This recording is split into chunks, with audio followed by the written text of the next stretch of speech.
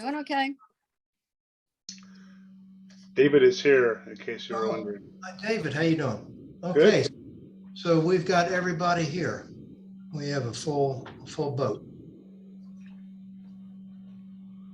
So this session is being auto-recorded, just like every other P&Z Commission meeting. Please be advised that today we are also recording the video as well. Commissioners and staff will generally remain on mute except when speaking or voting, and will keep video to themselves on throughout the meeting. During a public hearing, all normal rules, including starting and spelling your name, apply. Please use the chat feature or raise your hand to speak. You will be recognized. So let's call the meeting to order. And as I said, we have all the commissioners, I believe, are here. So we won't elevate anyone at this time. Why don't we start off item 3, reading and approval of minutes of March 10th. Does anyone have anything on that? Hearing none, do I hear a motion to approve? I make a motion that we approve the regular meeting minutes of 3:10. Second. All in favor, raise your hand.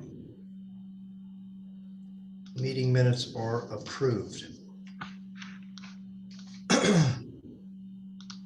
So public communications, is there anyone here that would like to offer a communication, or do we have any of the commissioners that want to say something? All right, hearing none, let's go on to old business. First up is 5B1, the clarification of baseline of operations and aspirations of Club Getaway.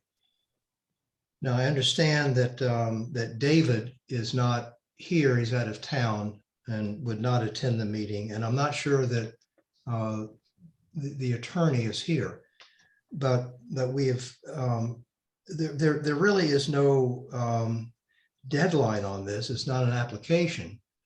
So it's really in the discussion line.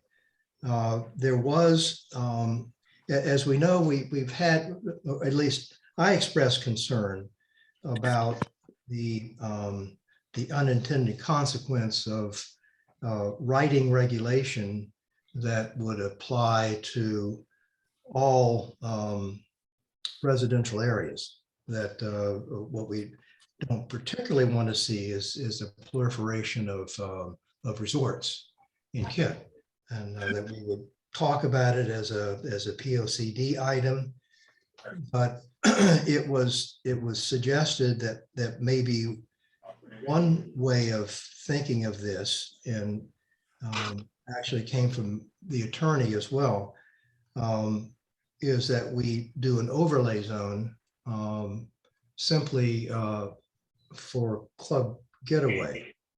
That may be a way to isolate these regulations. I just bring that up because that had come up from their attorney, and I had thought about it as well.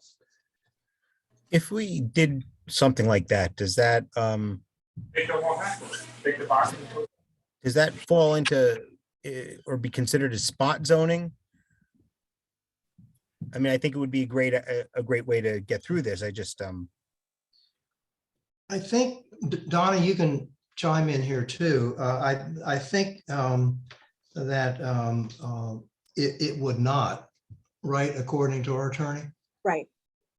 Yep. I talked to David's attorney. He was the one that had suggested it, but I also had a conversation with Glenn Chalder, and he thought it was a good idea and said he would be willing to look at whatever has been put together or presented, and give us an idea of exactly how it works and how it would be handled going forward. I haven't gotten anything from Dwight. I haven't really heard from him. So I had originally said to Glenn, if we do get something, can I send it to you? And how did you want to handle it? And he said, that he would handle it with me and then I would convey to you guys. And if we reach a point where we feel he needs to be at the meeting, then we can invite him to attend. But he really didn't think, he kind of thought it was an innovative, good solution to a problem that we need to solve, but not to set up another problem as a result. So I think that when we have a more formal presentation from Club Getaway, we can get back into this, but I just wanted to mention that that was a concept that we had thought about, and that we would follow up on subsequent meetings. So did that cover it, Don? We just need a motion if you want to table it to the next meeting. Or do you Table it want or continue Take it? it off, Make or- a motion that we Continue it? to continue it, Adam? That's the motion. Do I have a second? Second. All in favor? Say aye. Okay, 5B1 is tabled till next regular meeting. All right, 5B2, application 1322C. As you know, this was a public hearing that we closed. I'm going to last- recuse myself, Wes, sorry to interrupt. Yep. Understood, Daryl. And that we would consider the lighting. I believe that was the underlying issue was the lighting and the horizon line, whether it is really that visible or not. I unfortunately never got a chance to see it. I wonder if anybody else had, Well, I tried to see it, but I couldn't see it. You know, I just looked from Route 7 and I went across to see if I could see anything going up Skiff. At least when the lights were supposedly on, I was not able to see anything from the roads. And that is the criteria, you know, for the horizon line, if you can Right. see it from the road. So well, the I specs on those lights that they offered, you know, the lumens were so low on that there is, that light is not traveling that far. you know, but it was 10 watts, which Yeah. is And, very and, little. and down facing, so Yeah. I'm not surprised that you didn't see it. I should say it's a 2 watt that's where it looks like a 10 watt. You know, it's really it seems to me like it's a very little light. I don't even know if it was balled up there that you'd be able to see it. No, well, it's all LED now, so you can't, it's tough to even think about it in watts. It's really the lumen output on the light, and it's very low. I also tried to see up there during the time where they told us that the lights were on, and while I didn't go up Skiff, I said driving up and down Route 7, I didn't see any lights. So if they were on during that time period, then I would say that you can't see them. I couldn't see them.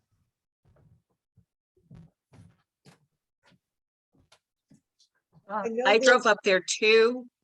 And although not when the lights were on, but drove up to the house itself, and I can't possibly imagine that anybody would see anything.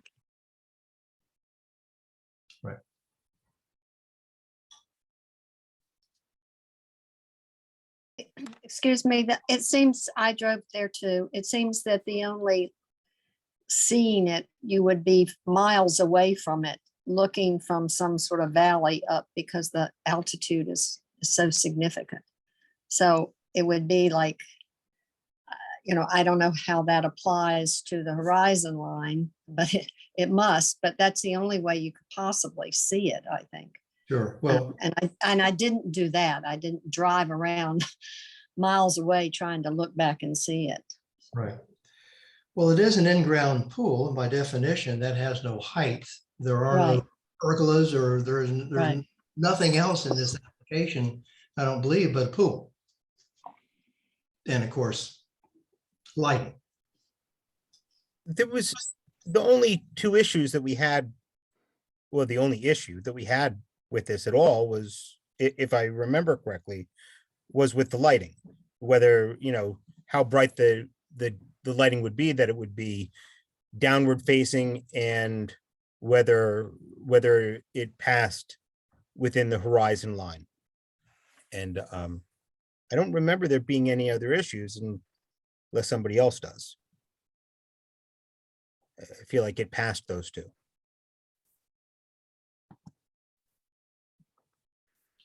I agree, Adam, that that was the issue that we left the meeting with.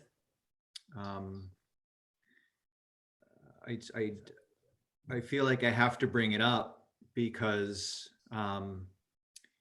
while not part of this application, I think we should all be at least aware that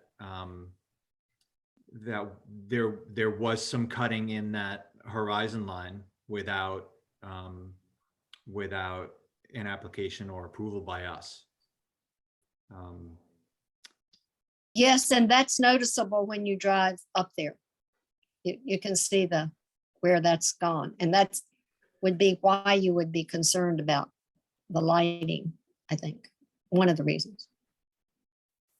Donna, was there a permit for any of that? Do we know?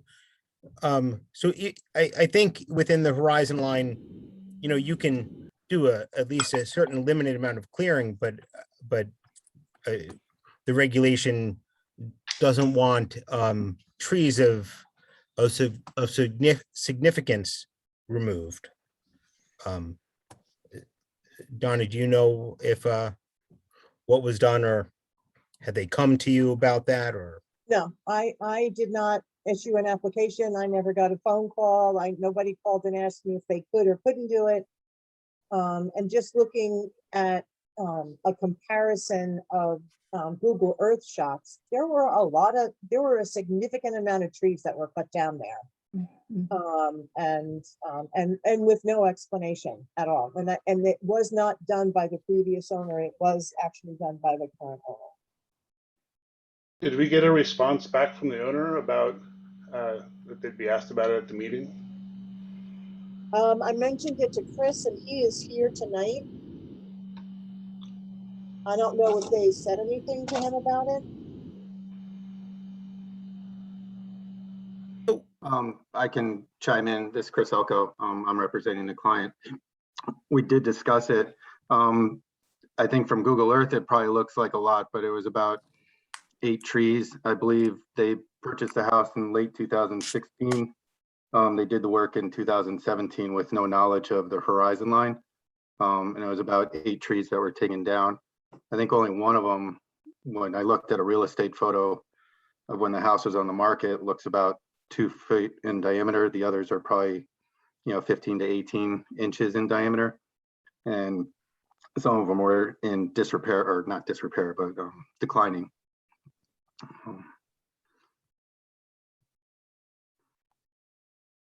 Chris, was that to put a driveway in?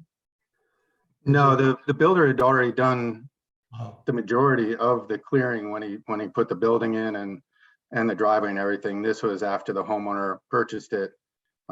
They cleared some trees that weren't doing well, and they were, unaware of the horizon line at the time. So,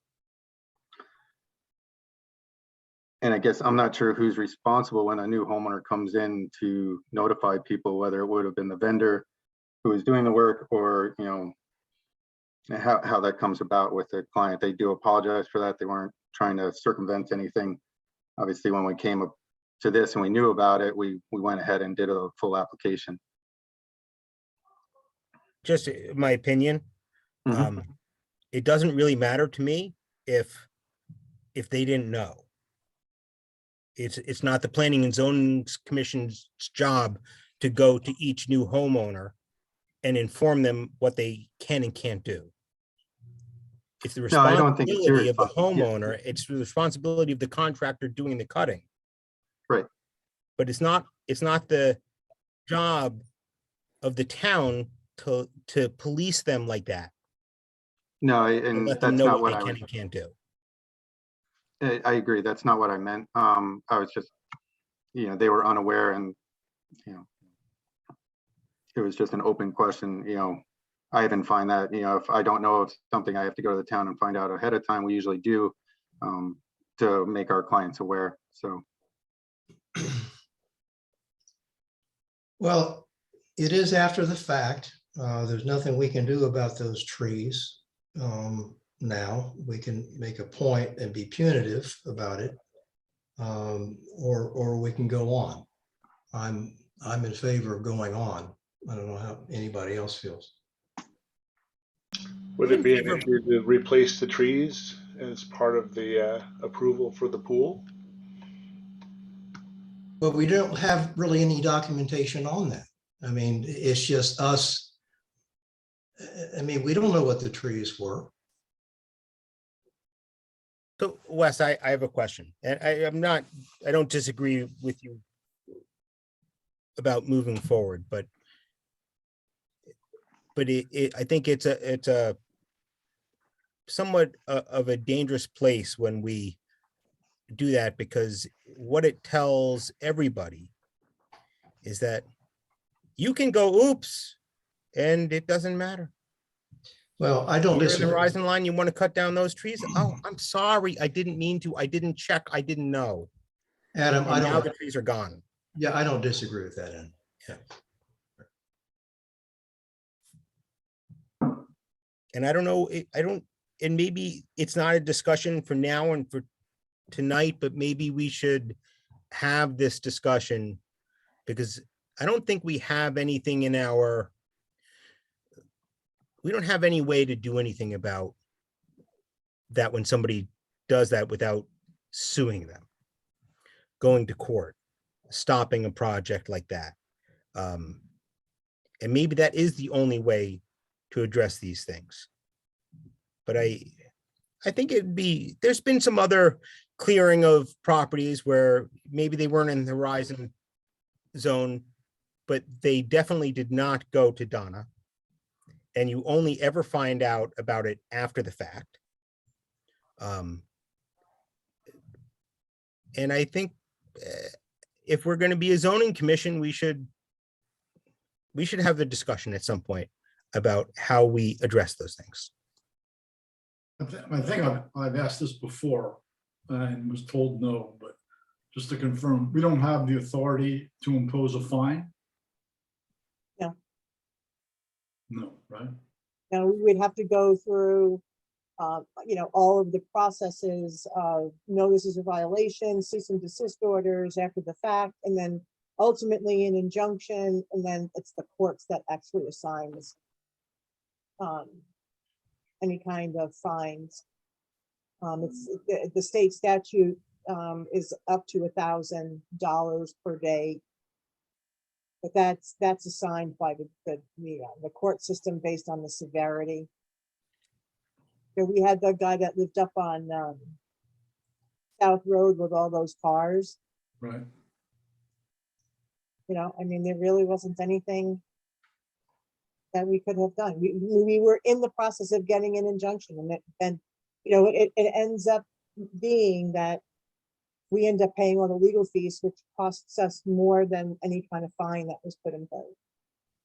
Yeah, but that was a situation where we wanted the cars removed. So Right. It wasn't, this is different. This is after the fact, they violated the zoning regs. It's not a question of, preventing them or getting an injunction to cause them to do something. I mean, if our regs, could our regs be amended to give us the power to impose fines, or under the state statute, no zoning board can do that? So I think what you have to do is not necessarily amend the regulations. The regulations that's wrong. You would need to be able to, I believe, change your ordinances to allow it, and then change your regulations to coincide with the ordinance that's part of the town. go and, you know, to change an ordinance, you have to have a town meeting. I can look into it further if you want to, just to make sure that that hasn't changed with all of the new laws that have come into place. It seems as if those new laws are taking away a little bit of our capabilities instead of beefing them up. But I can definitely check with Mike to see how that would work. Right? I think it would be good to do that. I think it would be good for us to having a discussion about this on the next agenda. Because I think we should be able to do something when somebody just. Back to this, this particular case, and in my lack of specific building and so forth, the elevation is striking when you drive up there. And the area that is cleared is strikingly steep. I mean, it is not just a little bit. And when I say striking, I can't give you degrees. But there's no doubt to me that when they built their house and they sat out front, they said, oh, we're looking right into tree tops, not looking. And so I can't say, I'm just speaking from what I thought might have happened, that they just said, well, for us to have a view, we bought this place up here on the top of the hill, we want a view. And they took the lights, took it down. I would like to propose that maybe, is there something we can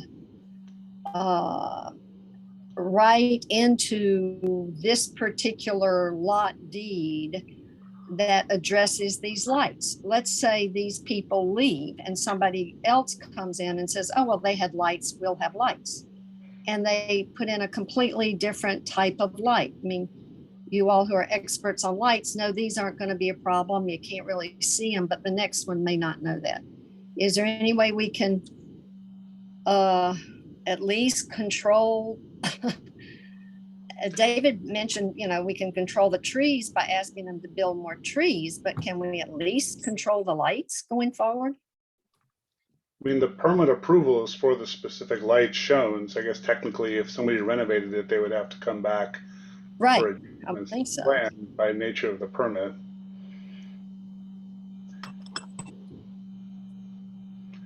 I mean, just in this specific case, there's a remediation, which is if we think it's within our purview to ask them to plant by their own admission 8 trees of a reasonable height, and that the scar will fix itself, which I think was the purpose of the Horizon Line District, which is to try to minimize the impact of houses on the slopes.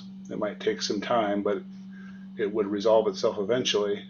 I agree, if they didn't know, then I don't think we need to be punitive about it, but there is no, you know, was it ignorance is no excuse for the law, something along those lines? I think there are 2 instances. One, when the house was built, when the major tree clearing took place, which was pre-Horizon Line. So Right. we have no say. So what we're saying is that we think that there were some trees cut during their ownership, which was after. Right, and we do have satellite views demonstrating it in the public, available publicly. Even if we can't measure down to the inch, you can certainly see the scope and scale of them in the pictures. And the applicant has, you know, so there's no question that those trees were cut after, you know, after the fact, right? So they were cut while we had this Horizon Line Conservation District in effect. Those trees did, those trees, we as a commission probably would not have. I mean, if you look at the Horizon Line regulations, we probably would have determined that those trees should not be cut. Certainly not the 24-inch tree, and certainly not those other trees, because it constitutes an area larger than 500 square feet. And, you know, so I agree with Wes that we shouldn't be punitive. I mean, but we should work, if we can, to repair the scar, to repair the wrong that was done. The trouble is that, you know, Alice is right. It's really steep, and for trees to grow up tall enough to maybe block the view of the house from the road like the old trees did, it's going to be 30 years. But 30 years, you know, they say, you know, the best time to plant a tree is 20 years ago. And the second best time is today. So.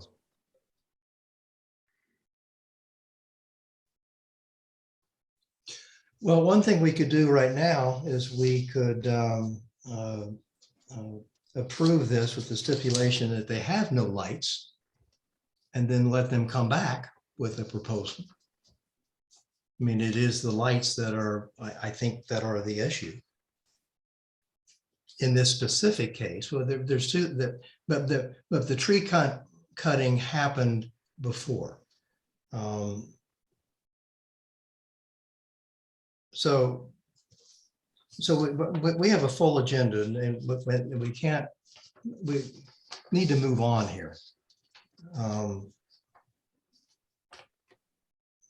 I think what you can do is separate them out as to two separate issues. I'll check, when I check with Mike about fines and that kind of thing, ask him, what can we do about something after the fact with regard to the cutting down of trees in the horizon line without a permit? In the meantime, you can approve the application if you want to go, you know, as far as Alice is concerned, put on the approval that the lights should be downward facing in nature and should not exceed a certain wattage, period. Now, this is the wattage that it needs to be. If they want to come back and they want to change the wattage, then what they would have to do is come in and modify the site plan application in order to change the wattage on the light, if they feel that the lights are not serving, or the house that's sold and somebody wants to put floods. But I think that would be the way to do it. Just to say it, we can also just continue this to the next meeting and find out more about the trees and make a discussion and have a discussion about it at the next meeting. We don't have to That's right. decide on this application right now. Do we have the time, Don? Yeah, 65 days you have. Okay. I would prefer that as well, because once the application is approved, then after that, it just becomes that much harder to Right. figure something out. And I don't really want a fine. I'd love to see just the trees put back. No, I agree with that. To me, it's, the lights really aren't an issue. It seems like no one can see them, but I haven't seen the site, but if it's a scar, as people are describing it, it's really the tree cutting that's an issue, that's in violation of our regs. So I would also be in favor of continuing it and getting more information about the trees that were cut. And I chime in. I do have a photograph that from the real estate listing from 2016. I can share that with the commission now. I can share my screen and show it to you. I mean, most of the trees have already been removed. There's just about 8 trees in the view. And you can see the size and condition of them at that time in 2016 when the photograph was taken, I believe. That would be great. Thank you.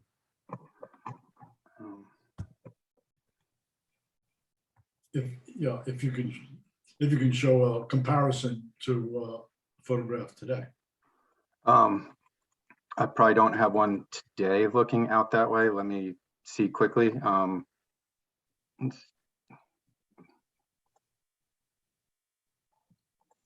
I'm trying to share the screen. Could you, okay.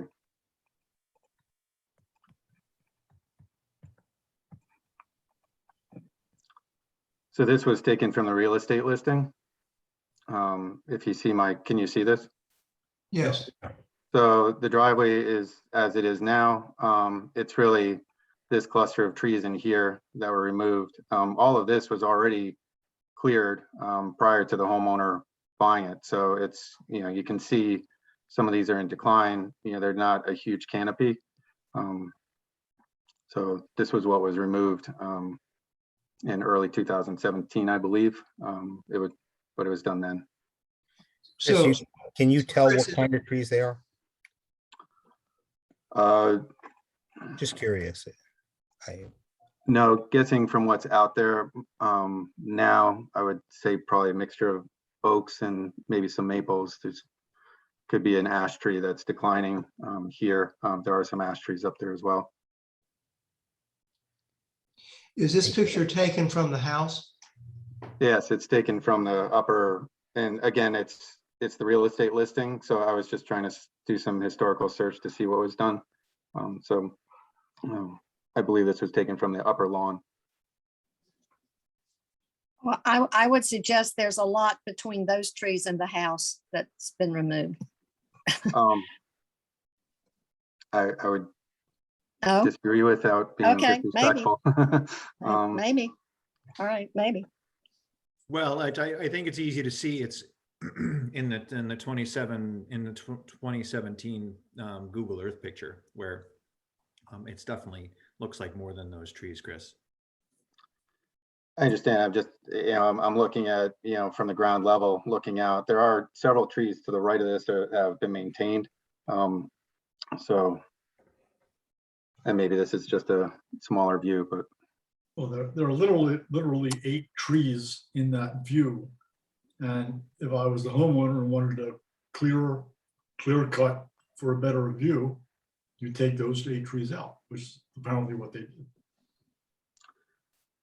I don't disagree with that, but I also, as a homeowner, would look at the trees and go, are those healthy or not? Obviously, I'm advocating for my homeowner, but something like this, I would say, is that going to decline? I'm a new homeowner. I'd like to kind of clean up the view. Obviously, it was a forest at one point, so these are, second growth trees, or that have been thin and not been able to mature. Is that where the pool is? Right, I would be standing with the pool behind me. Oh, I see. So, Chris, when I'm looking at the driveway, the part of the driveway that's closest to the person taking the picture, the trees right there on the other side, in between the 2 parts of the driveway, after the curve, are all of those trees still there? I believe so. Really, the main clearing is on just the upper section. Those 8 trees. Yeah. And how long has the applicant owned the property, or the homeowner owned the property? I believe it was closed on in end of 2016, so a little over 5 years. Yeah. So the major clearing was done by the builder, not Correct. the current owner. Correct.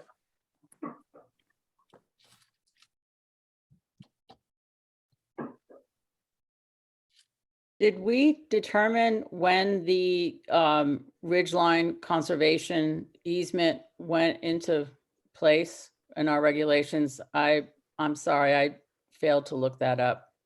I do recall that the previous owner cleared a lot of that land. And I'm wondering if it was done prior to the regulation. I think we have 2 issues happening here. Obviously, we have a homeowner who claims ignorance about the regulation and went ahead and cleared. But in reality, folks, when we don't have leaves on the trees, if you drive up Route 7, about where Cobble Road meets Route 7, a little farther back, you see this house, you see the lights, and Yeah. that was done prior to these owners. I'm surprised it was 2016 because I felt like they had just purchased it a few years ago. So we have 2 issues. One, they without permission cut trees. But the other side of it, in my opinion, is, the pool lights are nothing in comparison to the fact that the property is already scarred and the house is already visible. Those pool lights aren't going to bother anybody.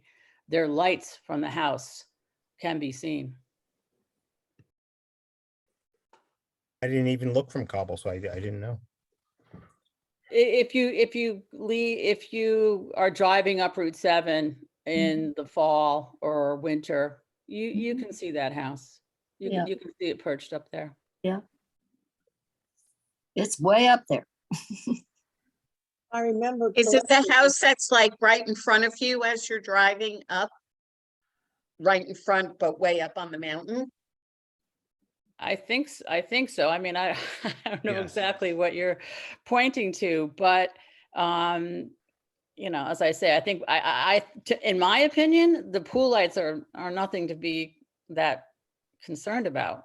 The issue with cutting the trees after the ridgeline conservation regulation is more of a problem in my mind. Right.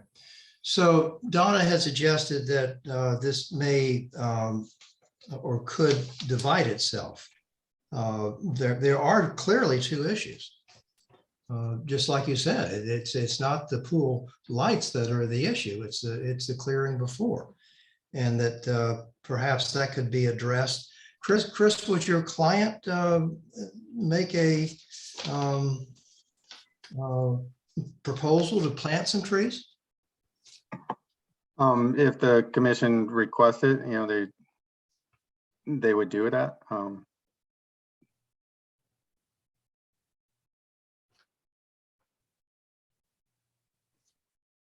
So Chris, can you give us our screen back? Yes, sorry. No, thank you. There you go. So I do also think it's two separate issues, but I'm not inclined to approve the current application until we have a better understanding and have come to some resolution on the tree cutting issue. I just don't see how we approve one. I don't have an issue with the lights.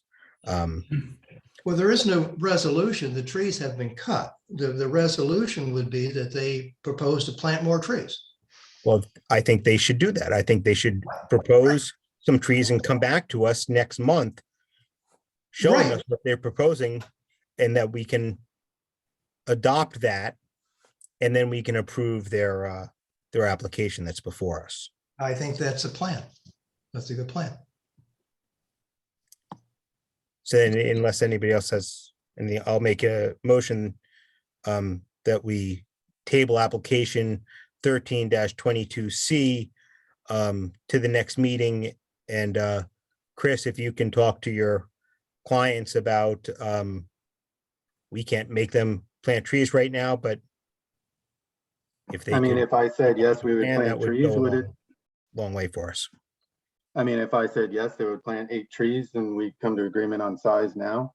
We're just, Oh, I appreciate the commission's time. It's just we're starting to now affect schedule of a lot of people because the pool. yeah. I think it needs to be tabled. That's my motion. Do we hear a second on that? I'll second. Okay. Any further discussion? Only Wes that this was a public hearing, right?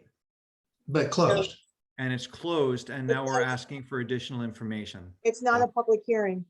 It was never? No, horizon lines are not public hearing. They're just site plan approval through the commission. Okay, great. Thank you. You're welcome.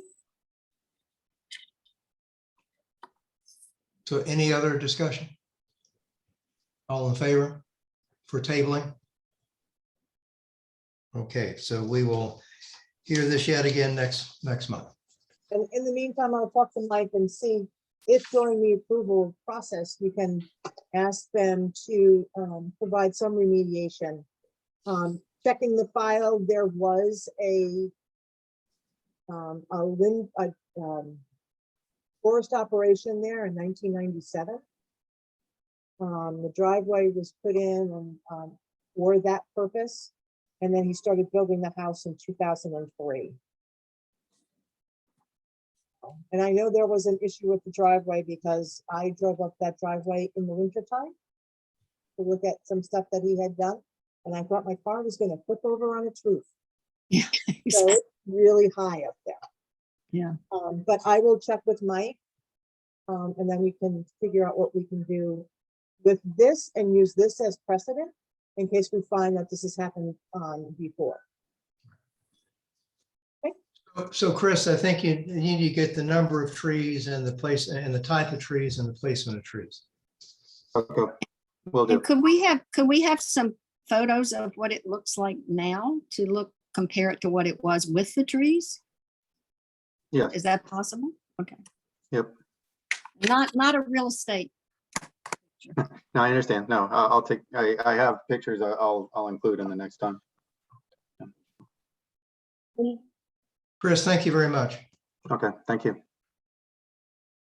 All right, 5B3.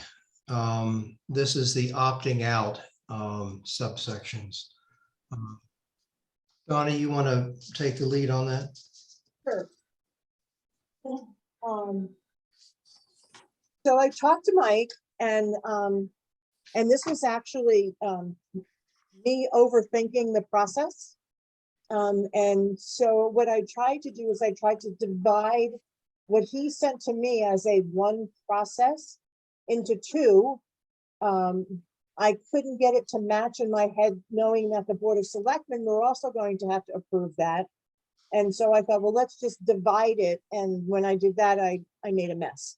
So that's why there was no resolution, and that's what Justin was looking for. So Mike and I worked on it, and we created another resolution that will afford the ability for the commission, if they choose to do so, to opt out of the accessory dwelling unit and the parking. We worked on the reasons which we need to have in the resolution.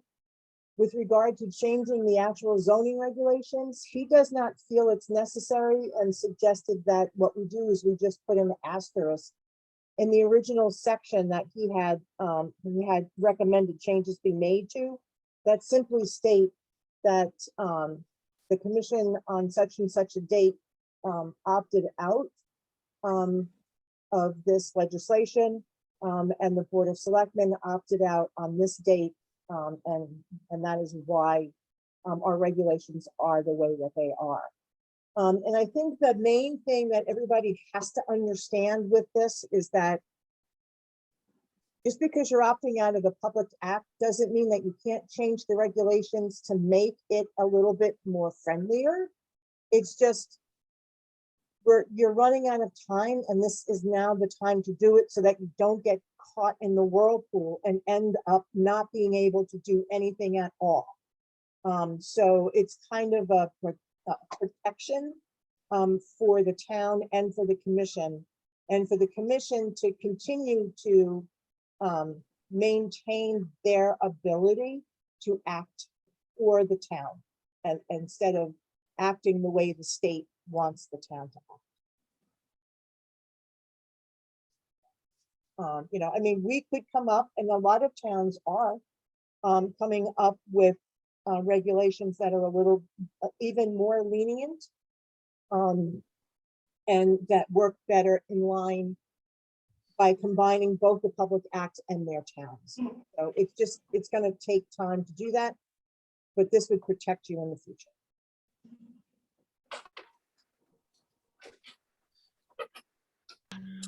So I support that, certainly myself, and I'm happy to opt out. However, I would just like to make sure that we get an agenda item on redoing the parking requirements based on the input we've heard so far from the community as part of the vote to opt out or immediately thereafter, just so it's on our agenda and clearly going to be looked at in a reasonable time frame. I think we should do that.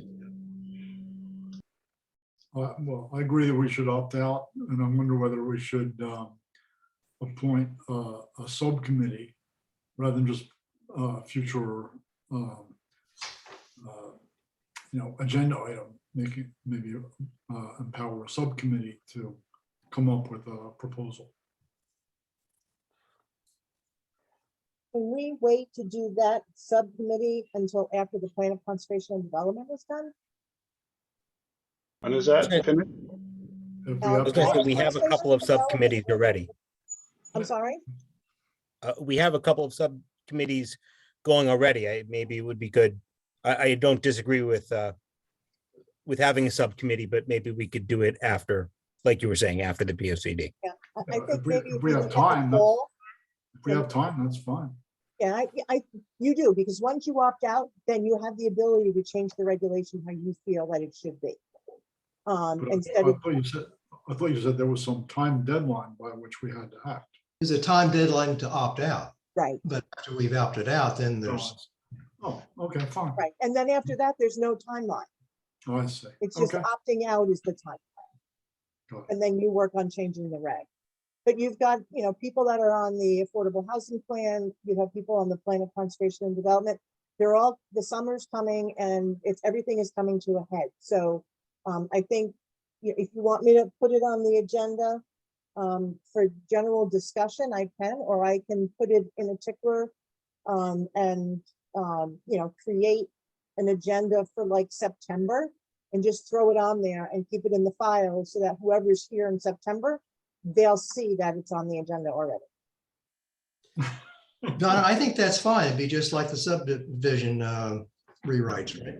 I'm not sure we want to put it in the same category, given how much progress we've made there. Right. But yes, the same idea, just to make sure that it's all staring at us and we don't let it slip until 2029. So I will create a September agenda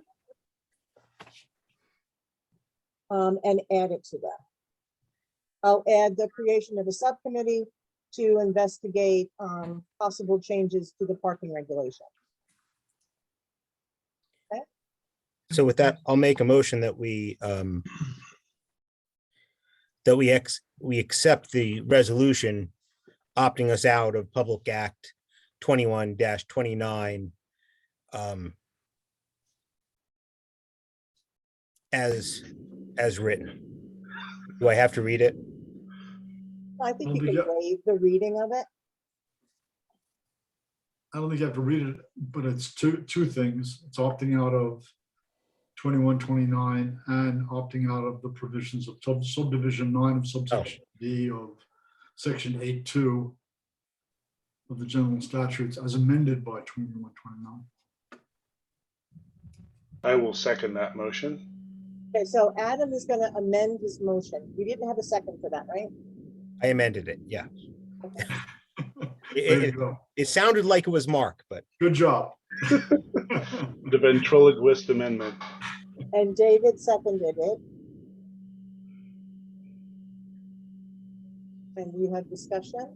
So we haven't amended anything in this written resolution that you gave us that we've all read. That's right. You've not amended anything. All you've done is just opted out. Correct. Right. Well, we're accepting the resolution, which is to opt out. Right. Yeah. Yes. As written. All right. Any further discussion on that? Shall we vote then? Raise your hand to approve. Okay. Resolution is approved. We have opted out.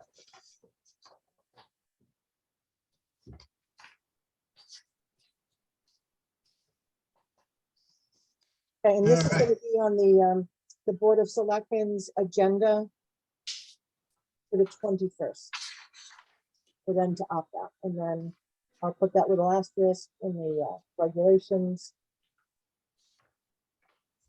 Yep. And get that done. All right, moving on to the public hearing, application 6A1. So this is a public hearing. I should read the notice into the record, right, Donna?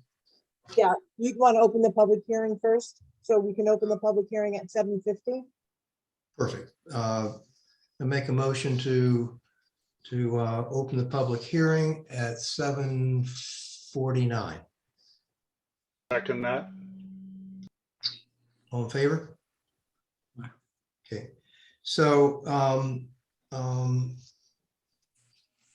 this is the public notice that was dated March 31st, 2022. Town of Kent Planning and Zoning Commission, notice of public hearing. The Town of Kent Planning and Zoning Commission shall hold a public hearing via a Zoom meeting on Thursday, April 14th, 2022, beginning at 7 o'clock.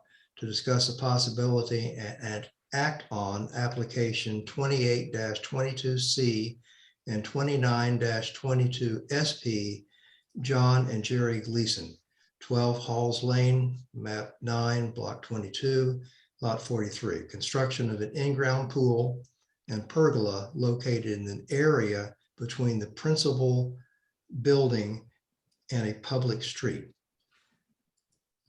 Any corresponding documentation will be filed in the April 14 public meeting folder, which will be found here. At this meeting, persons may participate and be heard. The Zoom meeting number can be located on the official agenda and will be held and filed in the town of Kent's website a minimum of 48 hours prior to zoning due to the official Zoom meeting. Wesley Warwick, Chairman.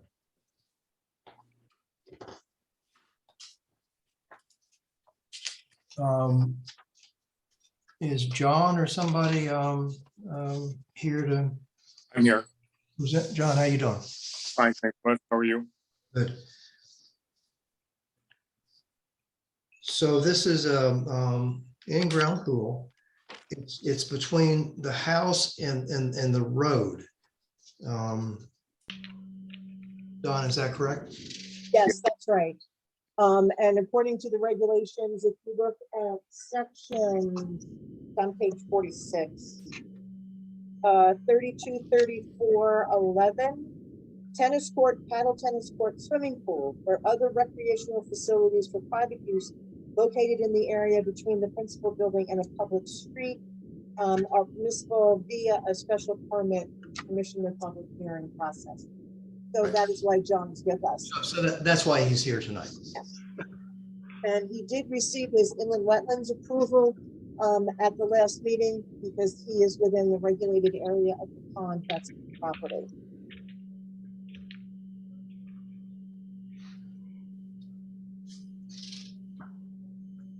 And it becomes a special permit because it's between the building and the street as opposed to behind or on the side?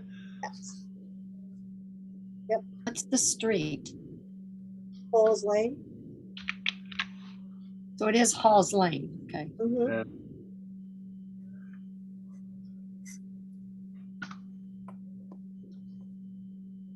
So that's hard to read this site plan. It is. It's very hard to read the maps. Yeah. Let me see if I can't share. Yeah, would you try? Yeah, just give me a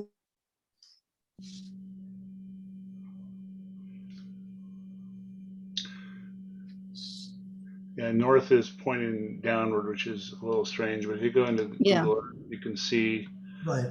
it looks like it's in a section, yeah, kind of to the right of the driveway, I guess. No, yeah, To the left, right? left of the driveway where the loop is.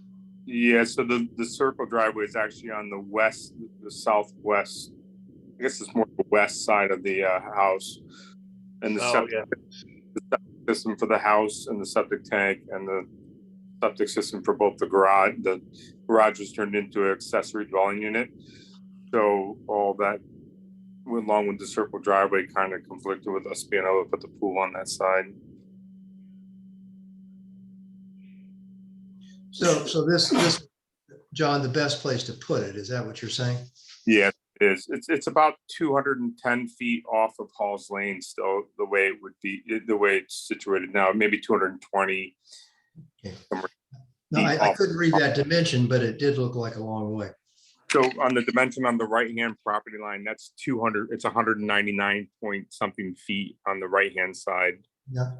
Yeah, property line. And it's past that obviously by some dimension of maybe 10, 20 feet, it looks like maybe. So I would say it's 220 feet off of Halls Lane. All right. Got it. Okay.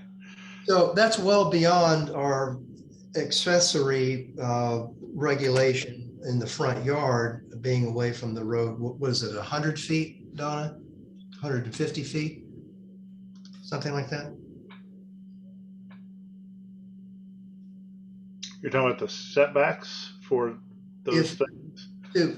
To locate an accessory garage or whatever in a front yard, it has to be so far from the property line.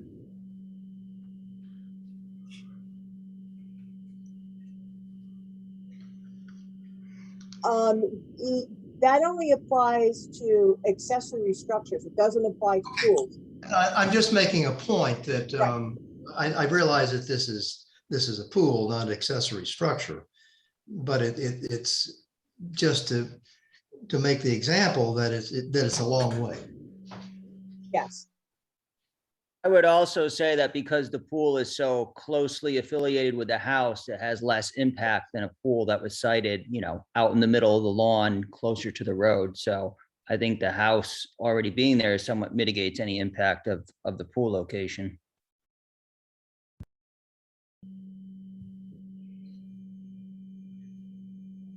And they do have, it's hard to see on this. This was something that I used for the inland wetlands because this is where the pond is. Yeah. But they already have an area where they're going to be setting up a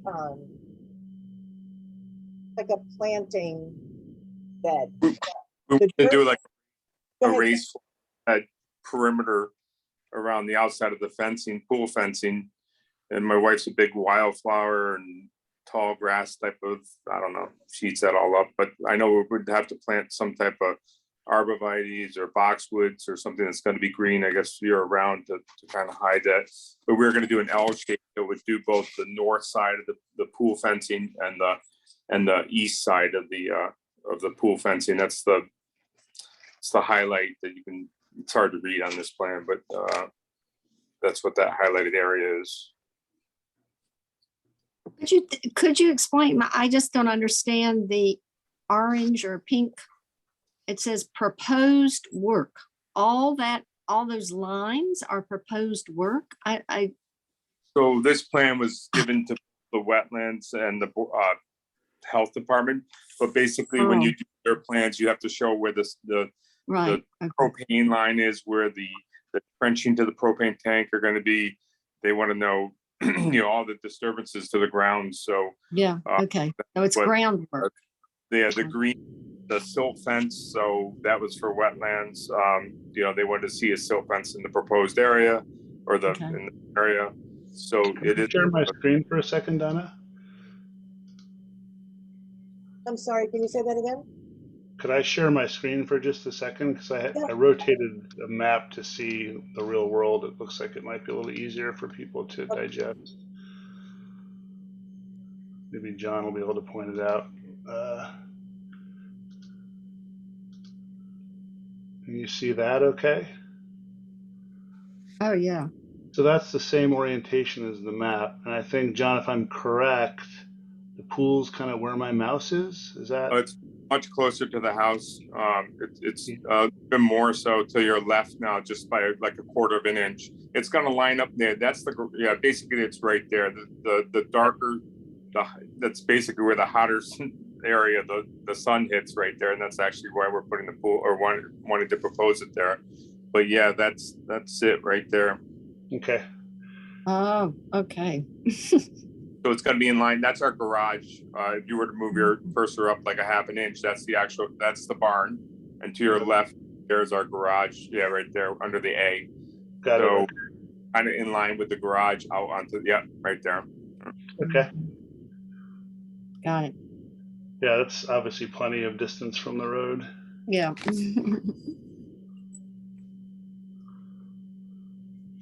So that was very helpful, David. Thank you. Sure. I stop sharing. Are we good? Yeah. Okay.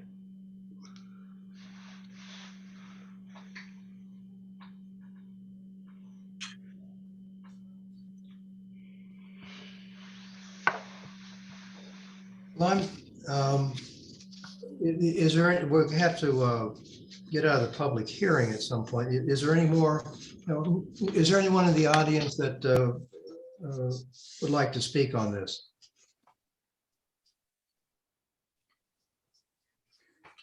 Okay, hearing none, I assume there's none.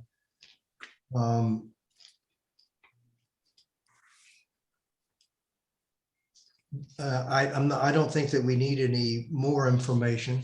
And that we could close the public hearing.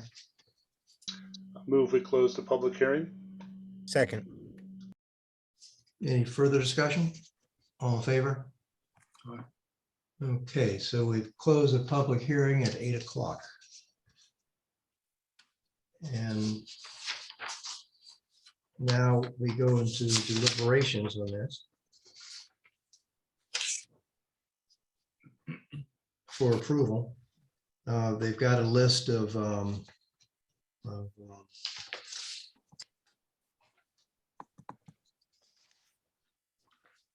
exemptions. We need to move to waive those, right? That the requested. Yep.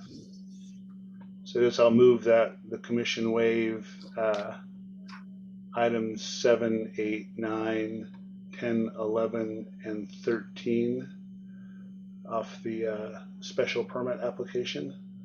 Second. More discussion? All in favor? Okay, the waivers are approved. Do I hear a motion to approve the application? I'll make a motion that we approve the application.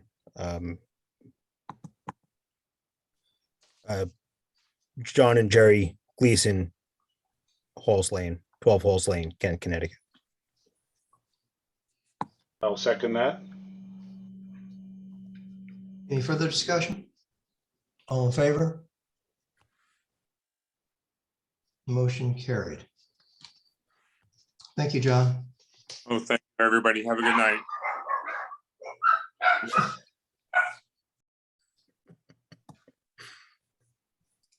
Okay, 6B1, the ARB responsibilities.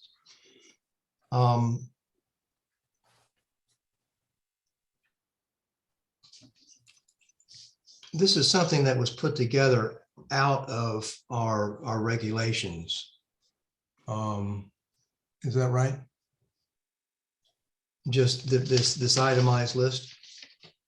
This That's was right, something Wes. that Matt did. You want to carry it, Matt? Yeah, sure. So we met with the Architecture Review Board, and the Architecture Review Board was looking for a little bit of direction as to how they should be looking at applications. Wes and I met them at one of their meetings. I've attended a couple of other meetings of theirs. And this document starts out with references to the ARB responsibilities within our regulations, and then sort of ends up at the end of page 1 with a series of 27 items that the ARB should be considering in their review of applications. And these really come directly out of our regulations. So the idea is just to put these into a spot where they could look, Right. read through, Right. understand what they should be looking at. All of these don't really apply to all the applications they're going to get. And then a final determination and recommendation. So there's 3 questions at the end that the architecture, that I thought that the Architecture Review Board could use when making their final determination. Right. So the idea would be that if this commission thought that this was a good list for the Architecture Review Board, then we could Forward it to them, and forward it maybe to we them. could then meet with them again, Matt, and go over this. But this is a pretty comprehensive list, and it comes directly out of our regulation. Except for the final 3 items, which is good. That's your own input there. That's right. Yeah. So I think that's the action, Wes. I think you're absolutely right. Agree that this is a good list to give to the ARB, give it to the list, and then And then we'll Wes meet. and I go and meet.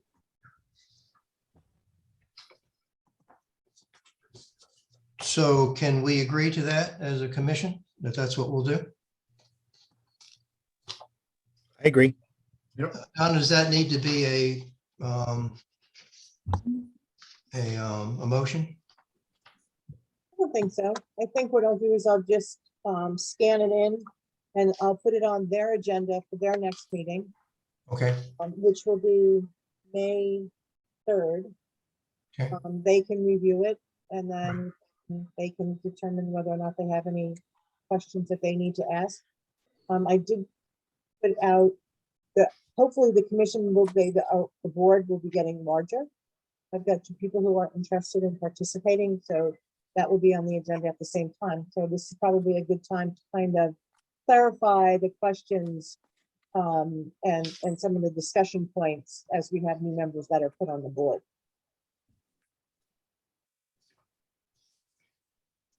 all right. So do we hear a motion that that's what we'll do? So moved. Second. Any further discussion? All in favor? Aye. Okay, so we'll send this on to the ARB and then Matt and I will sit down with him. Great. Does it make sense, Wes, to put this on the, or ask Donna to put this on the agenda for, what are we in April, May, which is so I think it's the first Tuesday in May, right?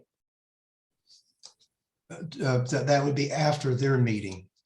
Oh, no, I'm suggesting that we put this, that Donna put this on their agenda, on their Oh, meeting yes. agenda. Yes, Yeah, yes. that's what I had said I would do. Oh, I'm sorry. That's Yep. okay. Yeah, I mean, that kind of forwarded the ball here. So well done, Matt. Yeah. All right, so 6B2, the lot line revision. I'm going to recuse myself, Wes. Okay, thanks, Adam. And Donna, why don't, if you could take the lead on this, I don't totally understand this. Sure. So basically, Mr. Greenbaum and his family purchased 2 separate lots up on the lake. One of them was called Lapping Waters Cottage. And then the other one was purchased that's farther away from the lake. In order to convert them into, they're going to be like 3-season homes. And they didn't have septic. They did work with Torrington Area Health and with the state in order to put in some kind of a septic system. It's not your normal conventional septic system because that could not be put in because of all the ledge. The state gave them permission to put in 2 holding tanks that Inland Wetlands has already approved. One of the caveats of the approval by the state health department and by Torrington Area Health was that the lower Lapping Waters Cottage pump up to the house up above it. But they had to do a lot line revision because the Torrington Area Health does not allow for, they don't allow you to cross property lines in order to share a septic system. So the lot line was requested. The problem becomes, it's not a problem, but the reason that they're here, otherwise I just would have signed off on this, but because there's 2 houses, you're gonna have 2 dwellings on 1 lot. One of them has to be declared a primary and one has to be declared an accessory. Just like we would if someone owned a piece of property with a house already on it and wanted to build another house, the primary and the accessory have to be determined, and that would have been through a special permit process. But the 2 houses are already there, but you still need to determine which one is going to be primary, which one's going to be accessory. And then I would like to actually put that on the land records so that there's no question as to what's accessory and what's primary. Have they told you that, which one they feel is a primary? They have not, and that's why Dan's here tonight. Donna, I mean, I'm having problems looking at this map. I just don't see what the current lot lines are and how they're proposed to be merged. Does this show that? Hold on one second. Yes, I'll pull it up and then I'll do a screen share.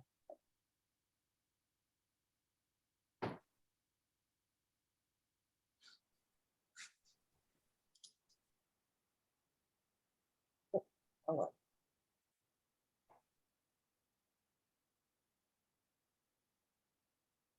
So well done us finding that. Hi, I'm Dan. We would like the primary one to be the first cottage that we purchased. The lapping waters would be the secondary. Now, is that the one on the lake or the other one? I don't know what lapping waters is. As you might imagine from the name, it actually is in the lake. Okay, right. So the lapping waters is the primary. Secondary. Secondary, okay. Where's the lake? This is the lake right here. So right, so the house is over the lake. Yes, the house does hang over the lake. So this here, this dotted line is the property line for the cottage that hangs over the lake. Oh, that's the property line? Oh my God. That's the property line.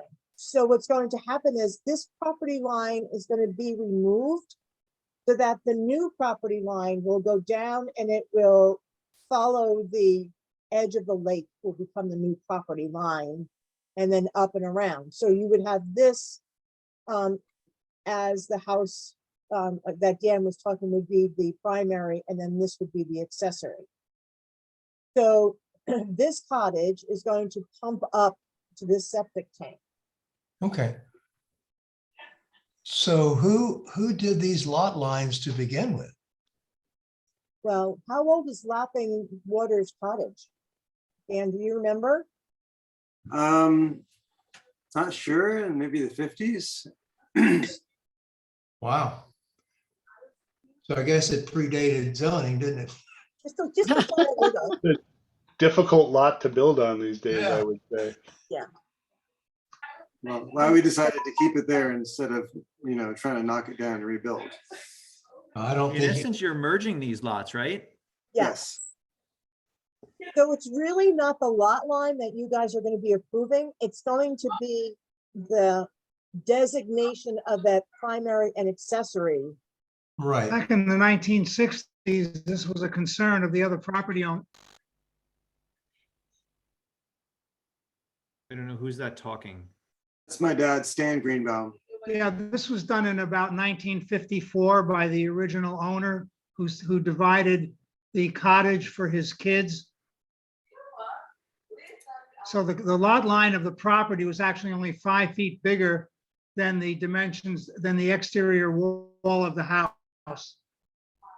Jeez.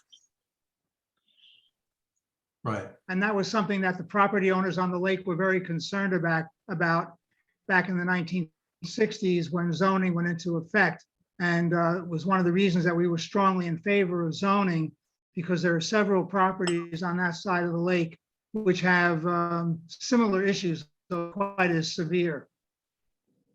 Dad, you might want to introduce yourself and tell us some of these people who you are and why you know about the lot lines. And Stan Greenbaum. My parents first moved to Kent in 1962 and owned Camp Kenneco on the other side of the lake. Oh. And that's where Dan was born. not literally. That wasn't water By birth. way of Sharon. Okay, stop sharing. Hey, what's the address there? 28 and 30 Kenmont Road. Now to be combined. I don't know. We'll do 28-30. I don't know. And sorry, the house is proposed to be the primary and the cottage is the ancillary, is that right? Yeah, the one closer to the lake should be the ancillary. Yeah, certainly should be. All right. I'm good with So that. Donna, all we're doing is approving the removal of that dopey lot line. Right. Right. And then I just, we need a motion to approve the lot line revision, and then another motion to designate the house as primary and the cottage as accessory. And then this way I can file that on the land records, so that there will never be any question about their designations. Does the map need to be altered? This actually is the Mylar, and there is a block on the bottom that I Yeah. can sign, and then Dan would have to come and pick it up, pay the fee to file it on the land records. All right, but that shows the lot line on it. Yeah, but what it says is boundary lines to be removed. Oh, okay, all right. Oh, I see, okay. Matt, say, I propose that the lot line revision as proposed be approved, that the house on the property be designated as the primary dwelling, and that the cottage on the property be designated as the accessory dwelling. Did you need two motions on that, Donna? No, I think we could do it once. That's fine. Okay, great. I will go ahead and second that. Any further discussion? All in favor? Motion carried. Okay. Okay, so you'll do the land records. I'll come in and sign and pay the fee, whatever. Yeah, next week is we're closed tomorrow Okay. because it's Good Friday. Every Friday is a Good Friday. When you're retired. Thank you, Dan and Stanley.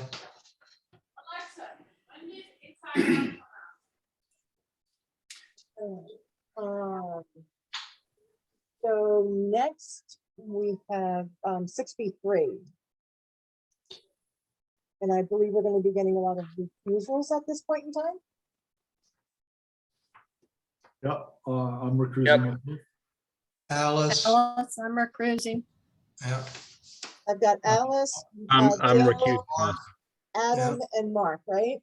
Adam and Yep. And then Wes will need to elevate. let's elevate of the three alternates that we have, including Rich. Welcome back, Rich.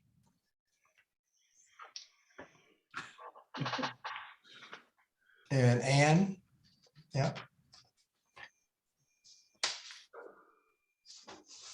So are you going to elevate all three alternates? Yes. As you said? Yes, why not? Okay. Connie, you're up.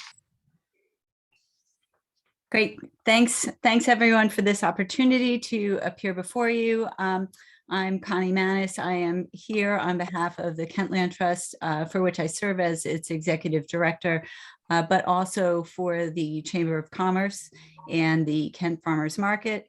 The Kent Land Trust, as you might know, is a nonprofit organization which is not merely about conservation, but is also one that is very much community-based and focused on community and public service. So last year, we began working on an initiative known as the Pollinator Pathway, and in connection with that, we hosted a booth at the Kent Farmers Market on Fridays throughout the season. While we were there, we were able to see firsthand the positive impact that Kent's Farmers Market has on our community as a gathering place to connect to our area's local producers and with each other. It's a vibrant, congenial, and uplifting experience at the farmers market. But we also saw firsthand the limitations and complications of the previous site in the lot next to the gas station. Not to mention the uncertainty of the market's continued ability to use that site. The space was limited there, tight for the number of vendors that they had, and tight and dangerous for the number of patrons that were pulling in and out and parking throughout the market. We feel that moving the market to the Kent Land Trust field would address these space issues and improve safety by clearly defining a one-way flow of traffic and providing more separation between the parking and the shopping areas and the social areas. We have plans for signage, which would support the design that you received, the sketch. We're very pleased to work with the market in this way, and we think that it's a pretty fitting reference to Kent's agricultural heritage and to the history of that land in the Southern Gateway. I'll be happy to answer any questions that you might have. So Connie, is that line between the parking and the roped off area that it just simply roped off? That's the demarcation, right?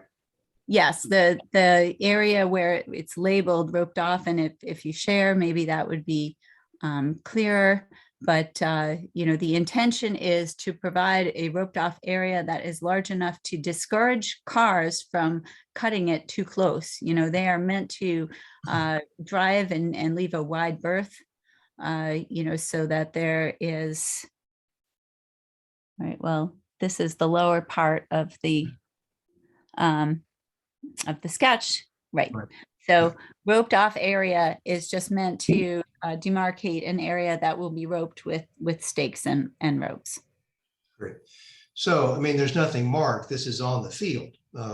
So are there cones or something that signify the drive areas? I mean, right now, no. And if you've ever driven into the field, we of course use this field numerous times in the last couple of years for public concerts. Sure. And so, you know, basically you would enter on the south side of the hedgerow, and there will be, you know, more or less a single lane mode. So it'll be really easy to see where you're supposed to drive. The cars come in there, they drive down to the first opening in the hedgerow, which is also really clear, easy to see, you know, and they'll drive through. Great, there's the aerial. So, right. Go back to the other one.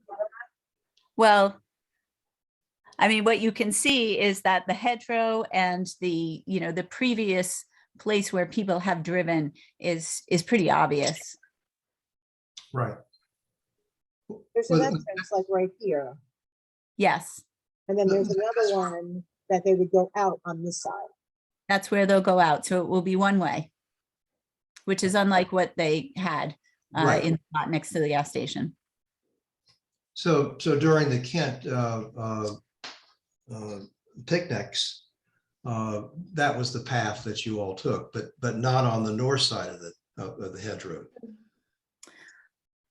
Yes. So what you're remembering is in the past, we used the southern field as a parking field. So people drove in and they'd park right into that field, and then they'd walk over. So it's a different design. They will drive through where the entrance to the picnic was, and then hugging, you know, well, not exactly, but they'll go around where the vendor area is and circle around that. So they're not going to be using the full extent of the field. They'll be using the southern half of that field. Okay, so it's the mode area that designates the drive area, and that will be clear enough. Yes, absolutely. So I had a quick question. You're pulling off of the road onto grass, onto a field. There's no other material there? At the very entrance, it's kind of sandy. I don't know if you've ever pulled over there. Yeah, this is where the old fireman's carnival was, right? Yeah. The ground is compacted. You know, we had some, you know, we had some material put in just at the very side of the road at the exit, you know, in about a year or so, just to make that area more even and to prevent it from getting, it was puddling a little bit. So now it doesn't, the drainage is very good on this field. Mm-hmm. Okay. I had a quick administrative question. I was doing my homework earlier on this. What use are we using to review this under? It's RE1, right? RU1? Yeah, so it would be farmer's market that doesn't fit underneath any other 3233.1.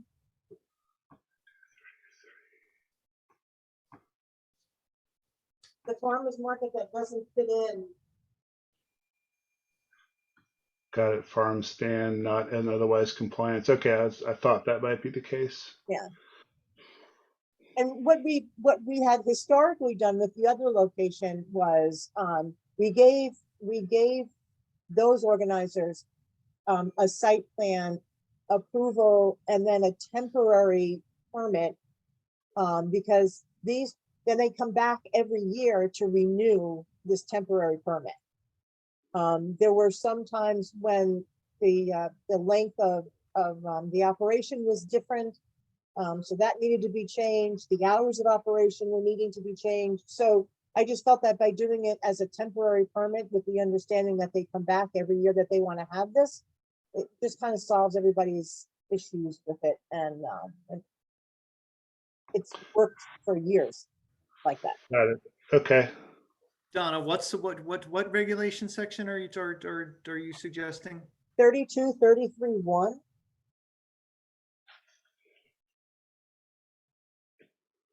It seems like it gives pretty open-ended approval, or open-ended ability of the commission to accept whatever a farm stand might be. Yeah, not in compliance.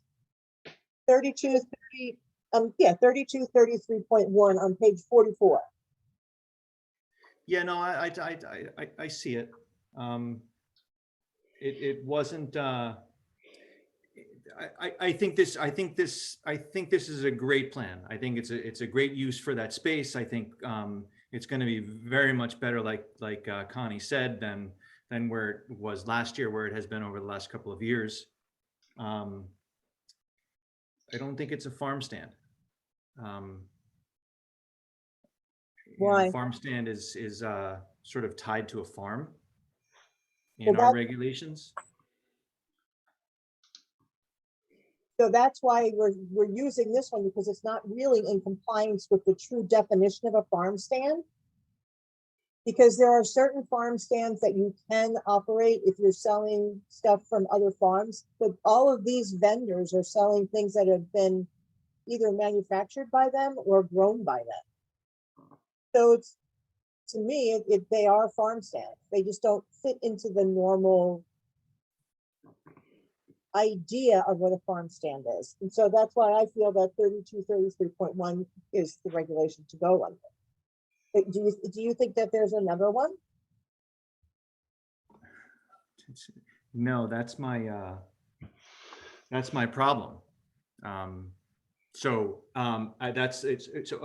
went through and looked and determined that that it doesn't fit, but that it's a really great use. So I was going down the road that we should change the regulation to allow a farm stand in the rural zone. I know that's going to take a public hearing. My question to the land trust was going to be how fast can we get this done? But if everybody else, I'd say if everybody else thinks that that's where we should be approving this under or reviewing this under 3233, then I'll get dragged along. So Don, we use that same section of the regulation last year because we approve this every year, right? Now, the last one, that was Village Center Commercial. Ah, okay. Yeah, that's sort of the trouble, Wes, is that the farm stands are only allowed in the village center. Right. Farm, you can do farmers market. Is it permitted by site plan under 4123.4, and that's what it came in on. I just feel like we have the latitude to do a farm stand because it doesn't fit in with all the rest of it. Hey, Donna, could you stop screen sharing for a minute so we can see each other? Yep, I'm sorry. Ever? Yeah, thank you. It is a very liberal interpretation of farm stand. as long as we're as long as we're okay that we are establishing a precedent for the rural zone. If another farm wanted to run a market, that we'd be comfortable interpreting it the same way, because we're allowing a market to run in the zone under this permit or under this interpretation of the use. Well, it is for a single year only, which helps. Is it? It's a time gated. This one's time gated as well, or it expires. Yep. Okay. That's what Don is suggesting, and I certainly agree with that. And if, to expedite the process, I mean, we could certainly, the balance of the commission could vote to approve this under 3233, and then we could maybe craft some, we'd have a year, right? We'd have some time to put together something which would allow a nonprofit to have a farmer's market on property that they managed, and somewhat limit it that way, right? I think that's a great plan. Yeah. Because it'll take months, and they're looking at weeks to open this up, I'm sure. I have a question. How come the flower market doesn't come before zoning?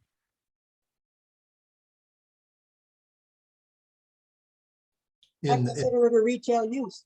In the Kent Barns, that's commercial. But it's outside vendors coming in. Which is what the art gallery does, right? They bring in outside vendors to sell all of their artwork. I'm sorry, I didn't hear you, Donna. No, I consider that to be an accessory use, as a retail use for that location. That they're bringing in farmers, They bring in flowers from like Anderson Acres and they sell it, just like they bring artwork in from other vendors to other artists to sell. It's zone commercial, right? Not It's rural. retail, commercial enterprise. Yeah. I'm not sure I'm with you on that, but all right, we're not discussing that here. I just had a question about it. Okay.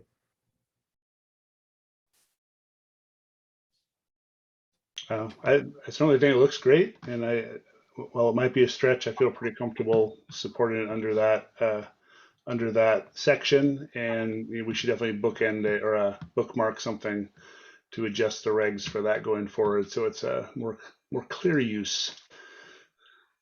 We'll do that. We'll do that in September too.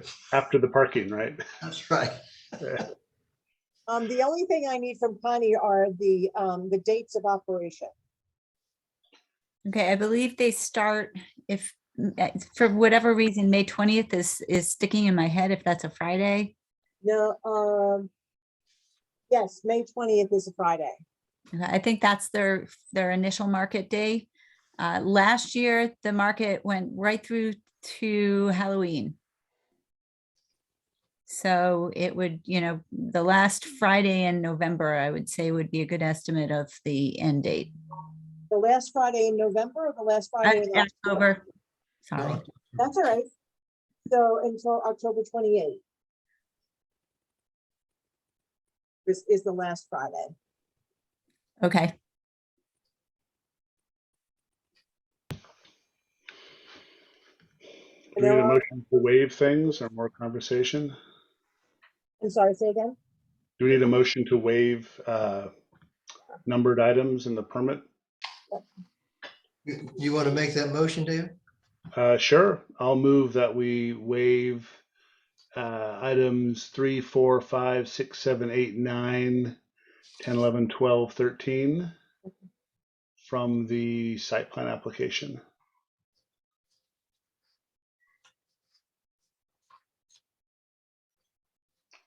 Do you have a second? Second it if I can. Right. So any further discussion on the waivers? All in favor, signify by raise your hand. All right, motion carried on the Wes, waiver. I'm going to abstain. from that vote. Okay, Okay, so we have Wes, Rich, yeah, Karen, Karen, David, Ann, and Rich. So that's 4. oh no, 1, 2, 3, 4, 5. And then Matt abstained. Right. Oh, 1, 2, 3, 4, 5. And now we need a motion to approve the application. So move that we approve the application for a seasonal farmers market beginning on May 20th and ending on or before October 31st of 2022. Do you want to do on or before October 31st, or do you want to do the 10/28? Sure, October 28th, 2022. I will adjust that.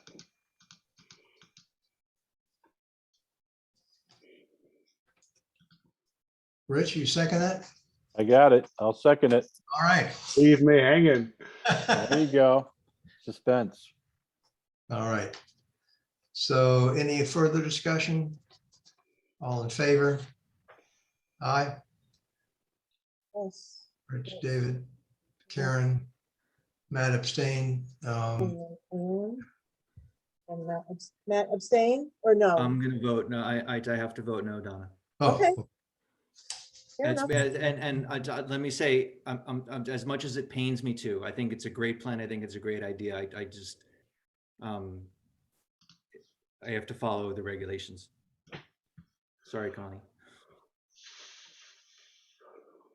Okay. Very good. Okay. Moving on. thanks, Connie. Thank you, everyone. Come to the farmer's market. We'll be there.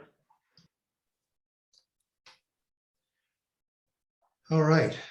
And so now everyone's coming back. Right? And do you want to keep everybody elevated, or do you want to? Well, this is not, this is just a discussion. Right. Anyway, so yeah, sure.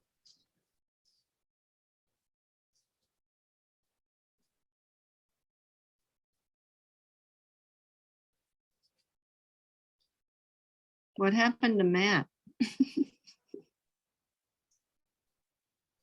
He might have. Oh, there he is. I'm There he is. simply recovering, Alice.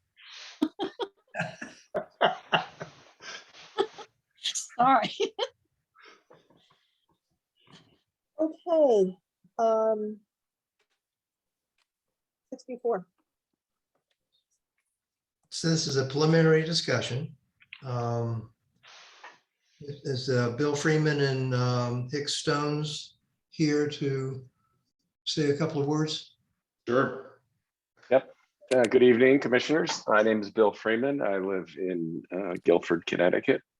I've been a developer and a builder for probably 35 years. I sort of stopped doing that around 2008 in the development end, and been focusing on zero energy and passive house design and things like that, and basically been consulting. And I met Hicks Stone at a class that we took to learn how to be designers and of passive house.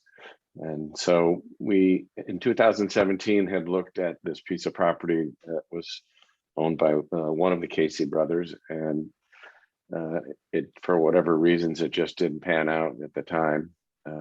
And so subsequently, the property has matriculated into all 4 of the brothers, and Steve Penner recontacted us and said that we might want to revisit it. And also the zone had changed. I think you had created the village housing overlay district there. Subsequently, Hicks Stone and myself took out our older plans that we had and started noodling around with them based on our desire to build passive house and zero energy. And ecologically sensible homes, I guess would be a one sense the way to put it. And so Hicks is the driver of that boat when it comes to design, because he's an architect. My original background was a geologist, so I'm not an architect. I'm more of a director of the choir when they build. And so he took, I think initially we did this too. We took the original drawings that were done by Anchor Engineering in 2016, I think. It showed a roadway going from across the property and connecting over by the train tracks there. Can I do a share screen, Donna? Excuse me? Can I do a share screen, Donna? Absolutely. Oh, I'm sorry. I meant to ask you that right away. I forgot. Got sidetracked. Yeah, you shouldn't be stopped. You should be able to do it. Oh, all right. So Anchor Engineering did this, I think, in 2016, which I found interesting because I've worked with Anchor Engineering actually since their inception as a business there in Glastonbury. And I've known the owner for a lot of years, and he's developed a lot of properties with me in the past. So Hicks took this layout again, and then we reimagined the process with duplexes, a lot less size and mass compared to what we originally had done. And so each of these blocks that you see are two-family side by side, or duplexes side by side up and down. I don't know if you want to show anything else there. Okay, there you go, thanks. So basically on the right, you have the first floor with a side entrance and a living space, a little dining space, a galley kitchen, a powder room slash bedroom room, bathroom, because there's an additional bedroom in the back, kind of in thinking with aging in place, or even people who, as in my case, my children have all thankfully matriculated out of the house and into their own lives. And so we essentially have a first floor master bedroom, and we live on the first floor primarily and use the second floor for offices. So, it allows some flexibility with respect to living conditions for people who might not want to do stairs. We incorporated a porch on each floor. So there's a little, I think our total of about 250 square feet, so 125 each. And these will be made in a factory. There'll be modular boxes. That's what sort of dictates the general shape. They're 16 feet wide and I think 50 or Hicks, how long are they now? 60 feet long. 60 feet. So they won't have basements. The site, I think, if I recall correctly, had some issues with maybe groundwater, and so we're trying to avoid that. We also don't want to necessarily increase the carbon footprint any more than is necessary. So these essentially will be put onto helicoils, which is like a big screw that you screw into the earth, and then a frame is built around that, and then these structures would be set on them. And no frost walls, no strip footings, no basements. Yeah, no, exactly. He lifted off the ground about 2.5 feet. Exactly. So the site will be virtually untouched. Yep. And so if you want to go to the next slide, I think maybe that would be good. Yep. So quick story on this rendering, which was interesting. We used this gentleman several times in the past, and it had kind of been lost on me that he lived in Ukraine. But when Hicks recontacted him about 2 weeks or 3 weeks ago, or maybe a little longer, he was living in Romania, and because he had to flee his country because he lived in the East. And so he was very thankful that we were able to provide him with some work. And I guess Hicks has been communicating with him pretty regularly, sort of as a just as a kindness, I guess. So basically, that's what we have in mind. It's I think Hicks would be better at getting into more of the design end of it from the zoning standpoint, since he went through that on his with his own layout of the roads and the roadways and things like that.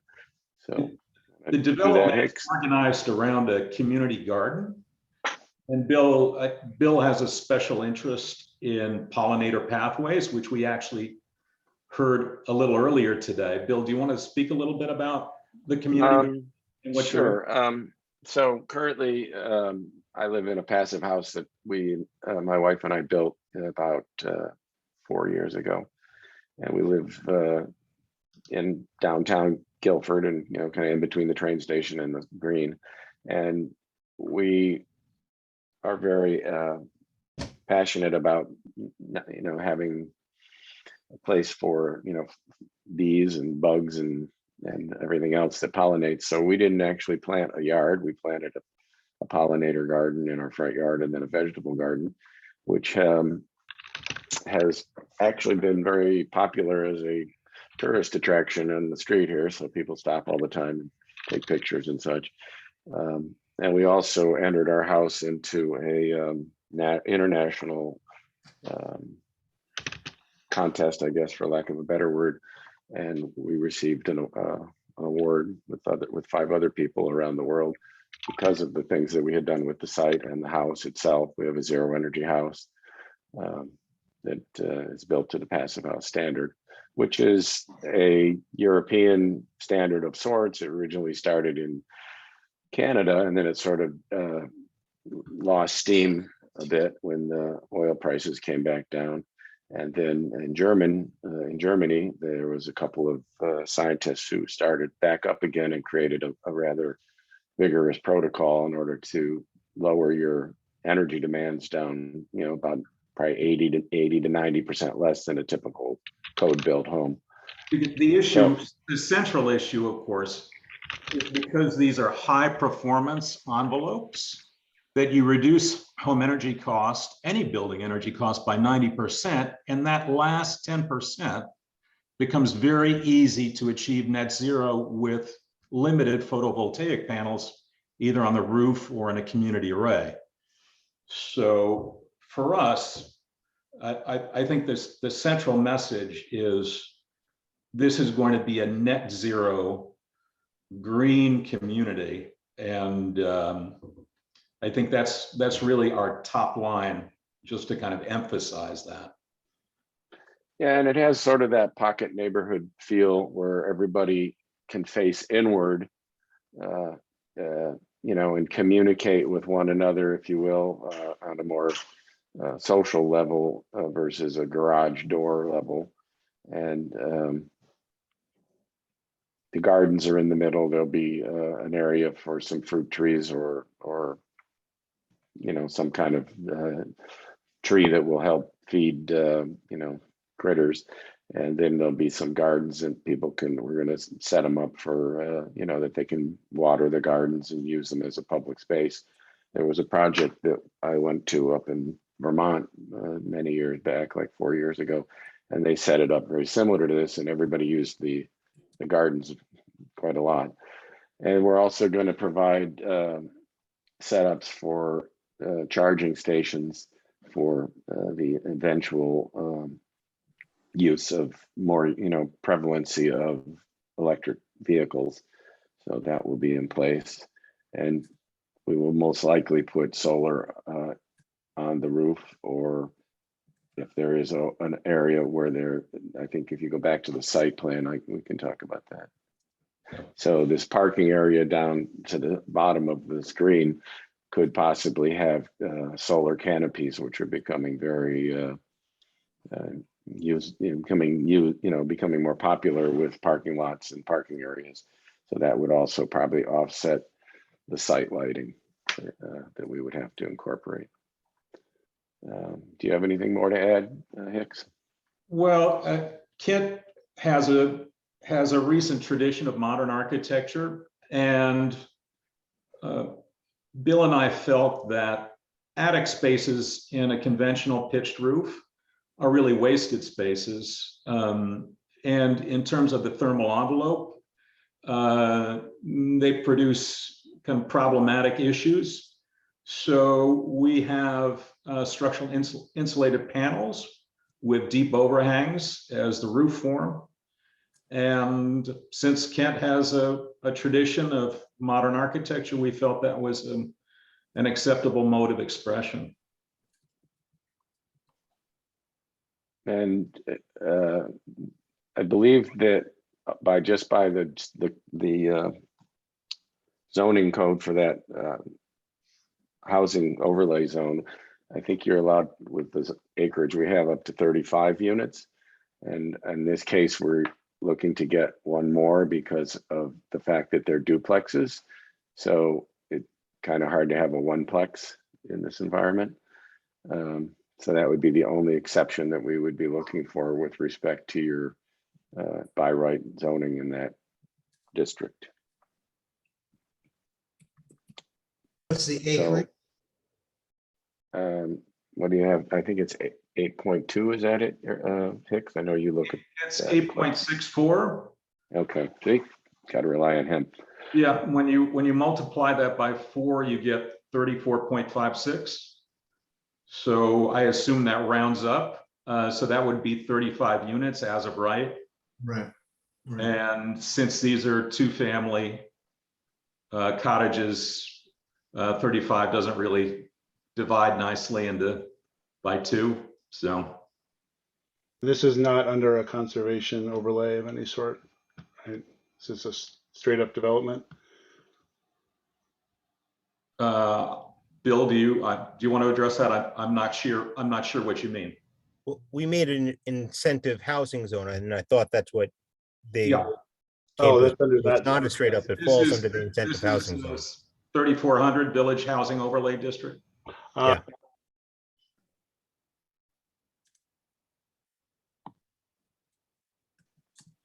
Hicks, would you speak to the affordable component, please? Sure. We'll have 7 affordable units, which is 20% of the total dwelling unit count, and they'll be at 80% of the median family income, which is the provision here under, I guess, paragraph 4. So when you say affordable, you don't mean it's affordable under the state affordable housing statute. It's affordable under the Kent statute. Yeah, there's always the, I'm truth be told, I'm on the Planning and Zoning Commission in Guilford, and we have a project coming through that's under the 830G statute. So that's completely different. We really didn't see the need for that, given the size of the property, the constraints that we wanted to maintain with having a fair amount of green space. We didn't really think that we wanted to have more than 36 units there. So we used the existing village housing overlay district math to get to the point of how many units would fall within your guidelines for affordable, which was what Hicks had just stated. Okay, so affordable means that they're inexpensive, not.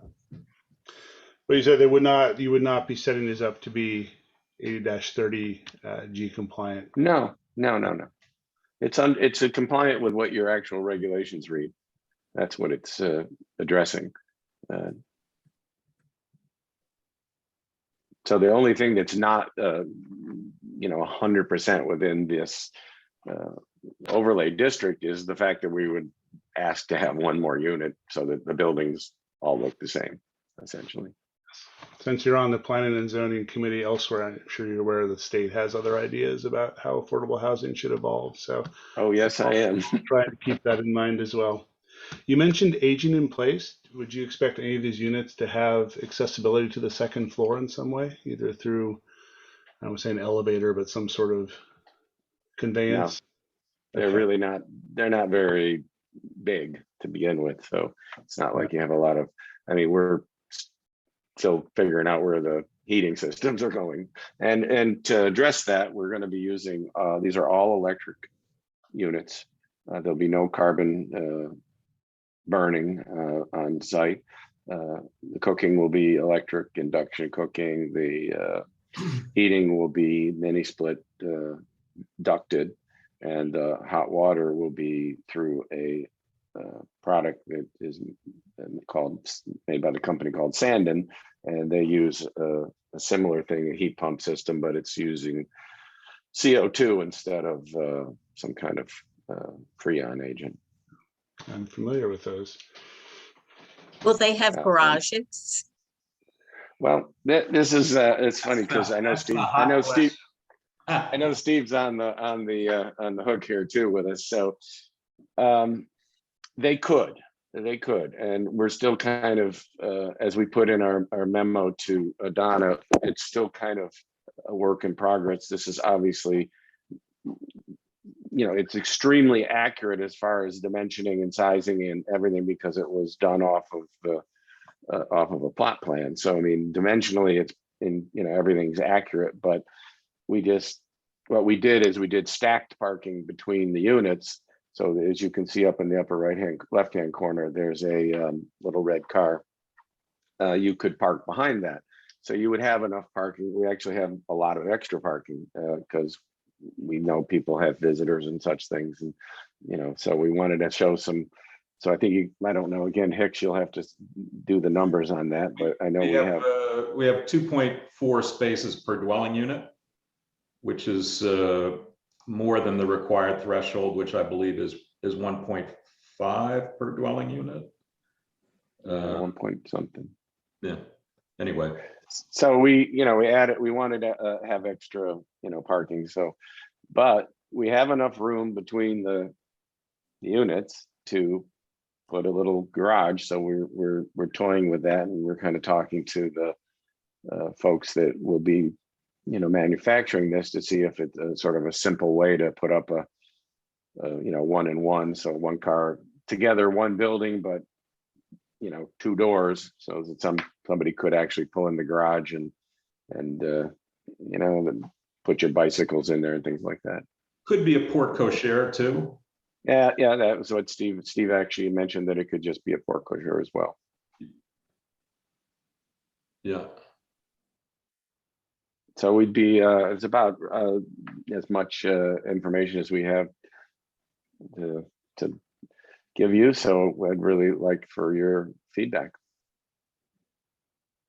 You mentioned in your letter that modernism is not an unfamiliar aesthetic in the area, but I mean, I guess it's true of the Kent Barns, but it's not really true of residential property, and certainly not in the center of town.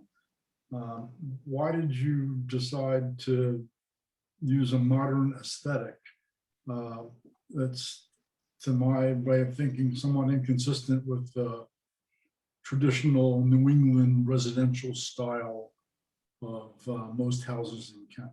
Well, the architect Marcel Breuer, who practiced in New Canaan, did a number of exceptional residential projects 20 miles to your east in Litchfield.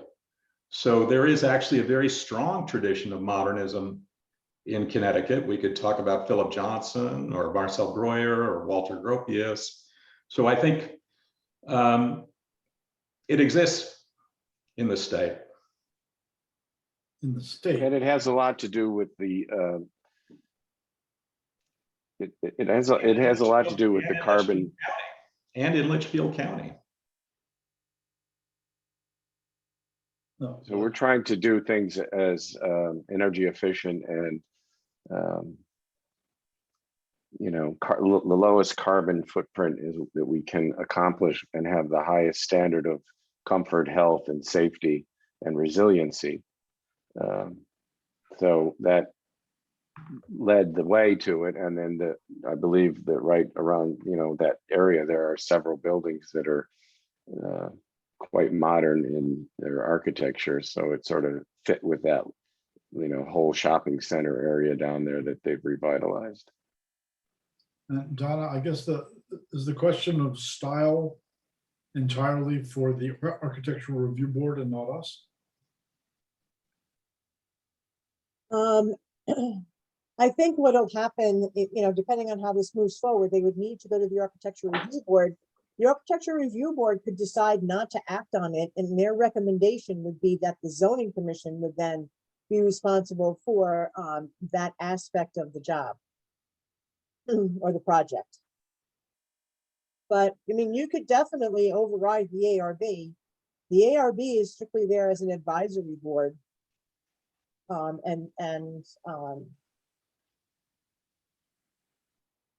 can decide that they don't want to act on it and just refer it right in. Okay, thanks.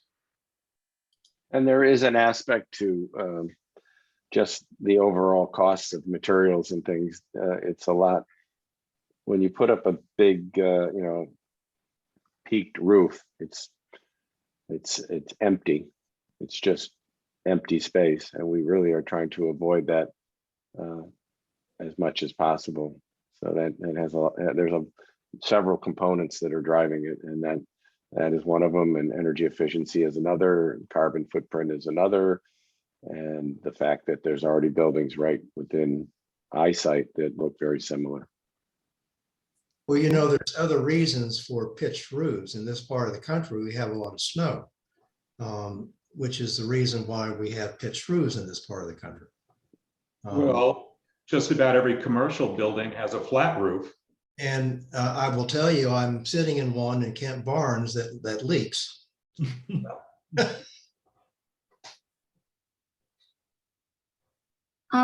Wes, this is Alice. Yeah. Can you hear me? Yes, Alice. Yes, I can. Could you just take it a little bit more head on and not skirt around? We all skirt around the subject, but let's talk about affordability again. I think I'm not blaming you. We all do it. I'm on this commission, and in light of what's happening in real estate right now, and in ESG investing, and do we really know what is affordable and isn't in an eco sense? Could you pull that back and peel the onion a little bit more about what you see this in terms of the range of affordability? Right. Well, my point was when they use the buzzword affordable, yeah, you think about state affordable housing, and that's not what they're suggesting. So they're using words that make you think that it's part of the affordable housing. But what I'm wondering is, if for these experts in passive housing, where do you all see that in terms of affordability, whether it's the technical term of, I just don't think I don't, maybe you all know, but how do you see eco playing out in affordability? And well, you're not going to use gas, maybe. One of the reasons that we couldn't proceed in our 2017 scheme, which by the way is right behind my head, is because we were stick building it. We were building it on site, like most homes are built in the United States. Our delivery system in this case is a enclosure that's made in a factory. It's craned onto a flatbed truck, and then it's placed on a foundation that's raised above the ground.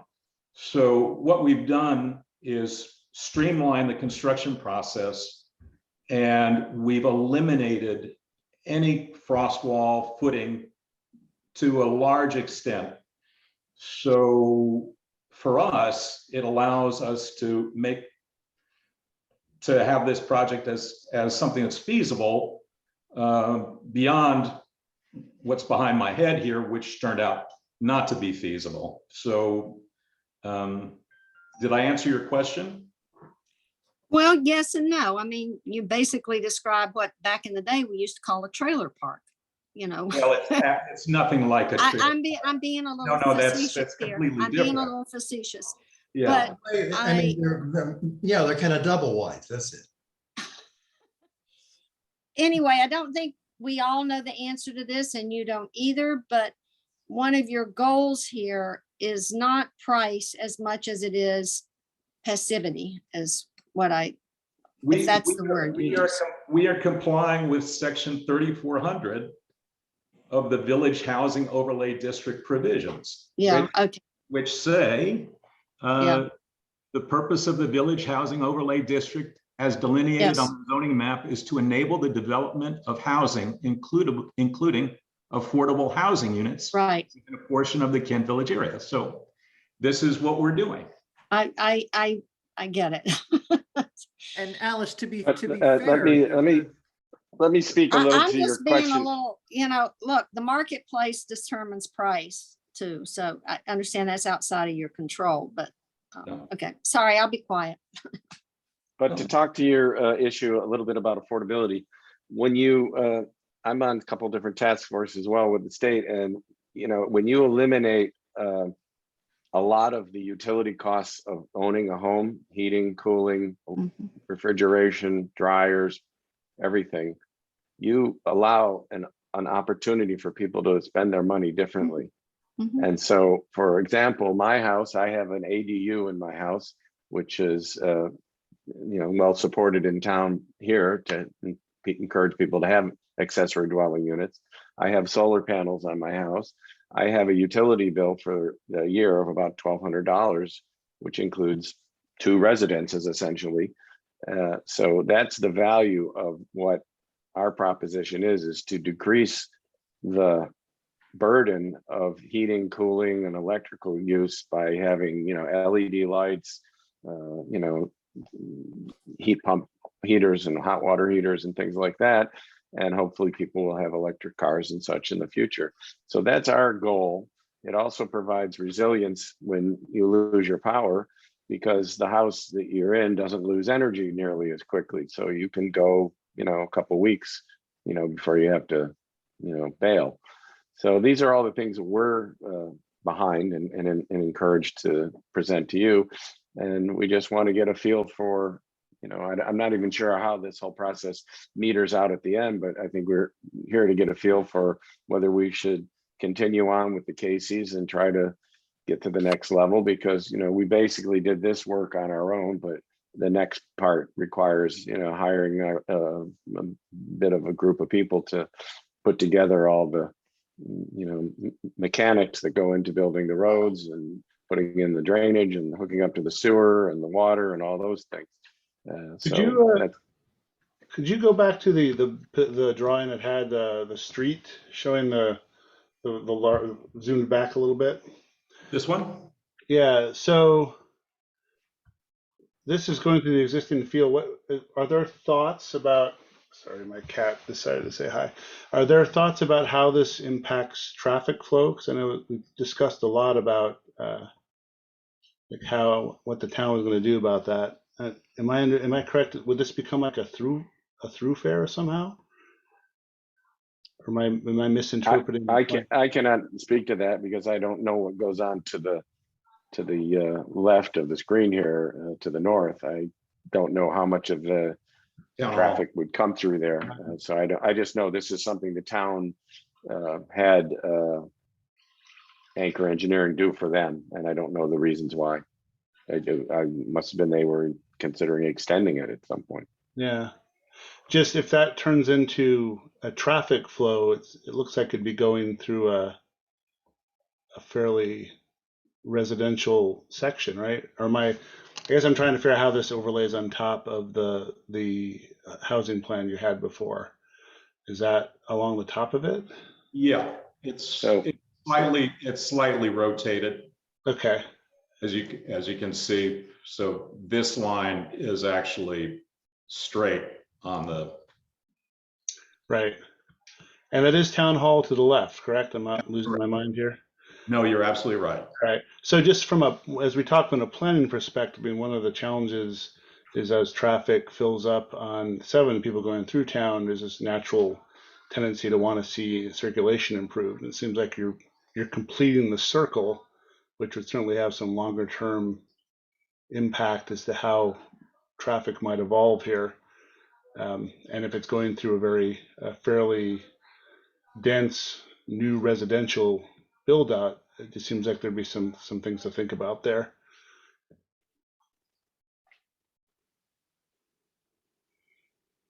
Donna, were you at P and Z when this layout was commissioned? Yeah, I was, and I think Matt was there, Wes, Yeah, most of us were. Daryl. I was Kind of fill us in on what the motivation was? Well, Because I'd be happy to speak to this.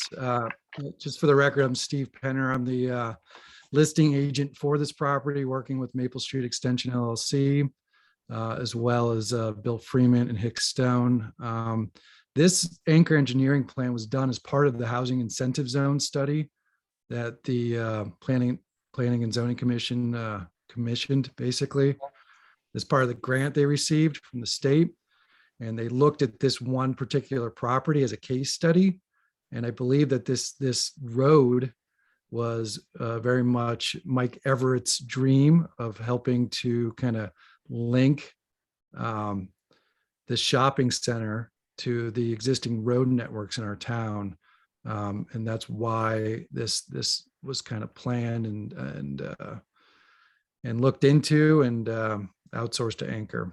So did they envision that this would be all housing, or that there'd be maybe a mix of commercial and housing along the main boulevard linking there? The Housing Incentive Zone study, yes, it was very much looking into this particular lot being housing. Well, there was some mixed use as well, though, right, Steve? Like they were talking about putting businesses on the bottom and apartments up on the top. This was the when the incentive housing zone study was done, they came in with those pressed boards with little houses on them, trying to show how they were going to fit in and what the density was going to be. And there was, at least I thought, my recollection is that there was a small section that was going to be mixed. And whether that was mixed, meaning on the northern side, closer to the existing commercial shopping center with residential more towards the Maple Street extension end, but they were going to try to do a combination of both. That was an option that was going to be available. Donna, I'm relatively certain that the mixed use was further to the north in the existing Kent Green development. And not in this, but in John's current in the Kent Green. Is that what you mean? That's what I mean. Okay. That's right. And this was really, that's why we called it the incentive housing overlay zone, because we thought that there was enough commercial in the area that we could convert to mixed use, like somewhat like what the Affordable Housing Group was looking to do on most recently in the parcel to the northwest. But to answer David's question, David, the beneficial circulation that road affords has been part of the plan of conservation development. Not that one in particular, but not this road in particular, but has been part of the plan of conservation development for the past 2 cycles, and it's certainly making its way into this next plan of conservation and development that we should be finalizing this fall. It's clearly needed. Yeah. It's been an idea that has been verbally kicked around for as long as I've been on the commission, which is a long time. And more than verbally, you have a detailed site analysis done by an engineering firm that was commissioned to do it. Oh yeah, but I'm just saying with pricing. I mean, it was long before this, long Yeah. before the incentive housing zone. There was always this discussion about how can we connect 341 to the Kent Green and having a road that passed through there. It's just been I mean, maybe for 20 years and maybe more that it's been a discussion.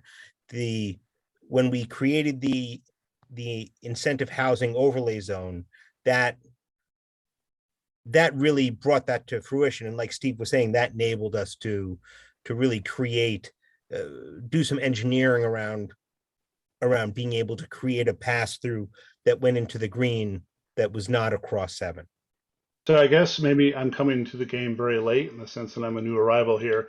It just seems like having a circulation road that goes, like the people in those houses on the top might find that that becomes a very busy street, which would feel counter to what you kind of want in a housing development like this.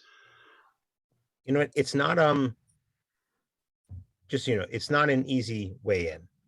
So you can't make a right if you're going into town, coming from the east. You can't make a right on Maple Street Extension right there. You'd have to come in from the other side. And it's a very little, tiny, curvy, uncomfortable road. And a lot of people will feel much more comfortable just going down to 7 and going into town to get to the green. I mean, the idea is connectivity, connectivity to existing infrastructure, existing roadways. We actually, I think the idea for this is not to cut it off and make it a another kind of cul-de-sac stubbed out development that only people who live there feel comfortable going through. I think the idea is to kind of weave it into the fabric of the town, much like Elizabeth Street or Lane Street, which are residential roads predominantly that people can bypass Route 7 or Route 341, but majority of the people do not. They usually take the main roads through town. So I think this is no different than some of the other roads that we already have that are, you know, auxiliary in nature. Also, the incentive housing zone, part of that, it had to be in very close proximity, even walking distance from the main part of town. Creating this, the what's on this plan is Kent Green Boulevard, connected the incentive housing zone right to a shopping district, the post office, banks, a hardware store. I totally understand all. Yeah, I get all of that. It makes a lot of sense. I'm a big fan of having the housing next to or mixed into the commercial or other mixed uses there. And obviously this is very preliminary, so it was just some kind of initial thinking or feedback, because I know how drivers are very creative in how they leverage new roads that appear. I'd like to add that part of the whole interest that we have is that when we came here and looked at the site, is that it is near the grocery and the hardware at the town hall and the post office and the restaurants across the street, and you can walk to town and bicycle around and things like that. So we think of this as you know, downtown accessible, which is why we think it's a great site, and it would be you know, I think it would be well received by the public, if you will. At least according to Steve, there's a bit of a need for this type of housing downtown. So that's kind of where we're coming from a marketing standpoint, you know, because obviously we can have all these thoughts about, you know, energy efficiency and all those things, but we still have to make it work when you pencil it out. So we think that's an advantage to have it connected to all of that. And I do agree that I remember driving on the Maple Street extension, and it's a kind of a small country road, if I recall correctly. So it's not a real powerful street there. But I think we need to, you know, have a sense, you know, from you folks, is this worth pursuing? You know, it's as Alice said, there's you know, the market's fickle right now, but so it's even just kind of a big deal just to be thinking about this. But we like the site, we like Kent, and I think, you know, we'd be very encouraged if we could do this, but we also don't want to go forward if it's a no-go. It's just, that's why I believe we're having a preliminary discussion.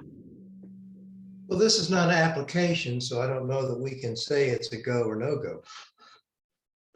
No, you can't say it's a no or no go, but I need to, I think the whole idea is to have a sense of whether it makes sense. You know, does it make sense or not make sense? We spent a lot of time, creating that incentive housing zone. And I think we were all pretty proud of it when we were done.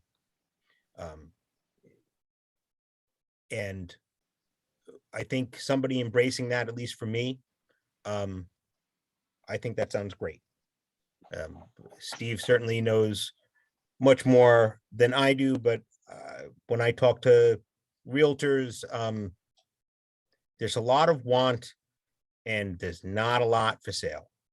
There's just not much out there. And I think there's a need for homes that are not as expensive as what's out there right now, when there is something out there. So at least for me, I preliminarily, I think this looks great. I would second that as well. Yeah, who was that, Matthew? David. Oh, David, sorry. They light up really quick. I can't see who's talking. So would you all build part of Kent Green Boulevard to access this or not? We haven't worked that out yet on how that all fits in with the process. So we kind of have to see how you tie things together, if you will. I'm not sure, you know, that's sort of more the nuts and bolts part of the design of the infrastructure. So I don't really know, to be honest with you. And, you know, that would sort of be the next level of review that we would have to go through to figure out how that all ties in, where the septic line, you know, the sewer line is connecting, water, things like that. But we know it's there. We just don't, you know, you haven't worked through the nuances of tying things together. So there's a right of way indicated. So it's definitely a road built to town road specs. Yeah, the whole project would be built to town road specs, and they would all be town road. Yeah.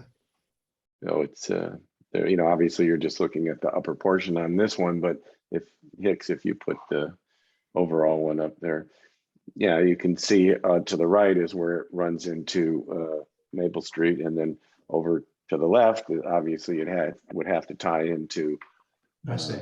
Right. The other side. I'm not sure what even's over there. I haven't been up there recently, so I can't say. Actually, you just answered my question, and I didn't understand that. Your access is off of Maple Street Extension. Yeah, and through to you know, the town hall area, the post office, the shopping center. I think there's a hardware store there, that kind of thing. I think you're kind of getting to an issue that that is kind of out of anyone's control who's looking to develop this 8 acres, is that even if you were to build the road up into your property line, like what's being shown here, it still does not connect to the existing road network. So this section, which I can't point to, but Hicks is pointing to is off the property. So there would be some work to be done, but I mean, what the idea is to allow for that connection, if not right away, but at least in the future. So you're talking about this here. I thought that we addressed that in the incentive housing zone. We knew that section of land there was not included. I'd have to go back through and start reading it, but that was something that we definitely talked about, discussed, and it was always understood that, how it was understood, I'm not sure, but that road was going to extend right through there. Well, if you go back and look at the final report that we prepared, you know, my last the date on that is mid-November of 2016. There's a few different configurations of that road that were all. So I know that you guys have this anchor engineering plan, but there were a few configurations of that road, and they seem to all end at that property line. So I think that Steve is right, that there's some work that has to be done with, you know, who owns the construction of that section. But I think also that's outside of the purview of this, or maybe should be out of the purview of this preliminary discussion. I mean, it's, Yeah, and I it's think, a detail that has to get worked out for sure. and we've designed it in a way that doesn't necessarily have to tie in because it's a loop, you know, so it's not, we just, you know, it's like, it's set up so that somebody could drive around there and they're all to the town's road standards for safety and fire and all those things. So, yeah, it's something I think the town would consider, you know, trying to tie, if they have to decide if they think it's a good idea to tie it in. Certainly, I think it would be, but that's just because I think people would, you know, utilize those businesses and facilities over there more.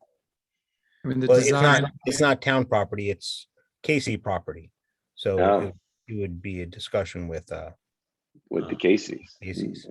I believe that's Casey. property. So is this not, the road going through there is not a town road, it's a private road? private road. But Okay. as we've said, that's the town has always been very interested through the POCD, and the idea has always been to make a greater network or a more cohesive network of roads. All right, well, I'm sure that would be a pretty good topic of discussion in the future for sure then. Do you all have access to this this report that we used to develop our incentive housing zone? You know, you mentioned that, and now that it jogged in my mind that I remember seeing other layouts at the time, but I don't remember them, and I don't believe I have it or Hicks has it anymore that I know, and maybe Steve Penner does, but I don't. Yeah, I can send it to you. I mean, it showed a series of different build out analysis done by Planomatic. Planometrics, yeah. Planometrics. Yeah. We use a company called Planomatic in real estate, sorry. Yeah, I know. And it showed a series of different build out analysis, and a lot of it showed densities that, to me, it seemed like it scared the commission, and the commission ended up backing away from a lot of what the state would like to see in terms of density for this property.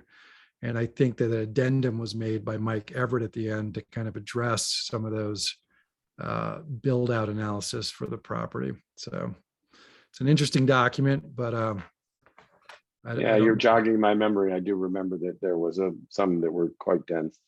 And I think our original one that Hicks has in his background there on the wall, it was of a higher density as well. I remember when we met with you initially in 2017 in a similar format, although in person in the town hall, it was agreed to about 6 units per acre. And in this case, we dropped it back to 4 because it fits better with our overall objectives of green space and things like that.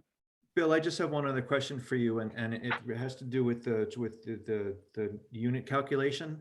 And I suspect that you used the 500 for the 5,000 square feet for the 7 affordable units, and then the 7,500 square feet for the balance, right? So that's how you came up with your unit count. No idea on that. You'll have to. Hicks will answer that. We're not selling lots. The land is community owned. These are condominiums.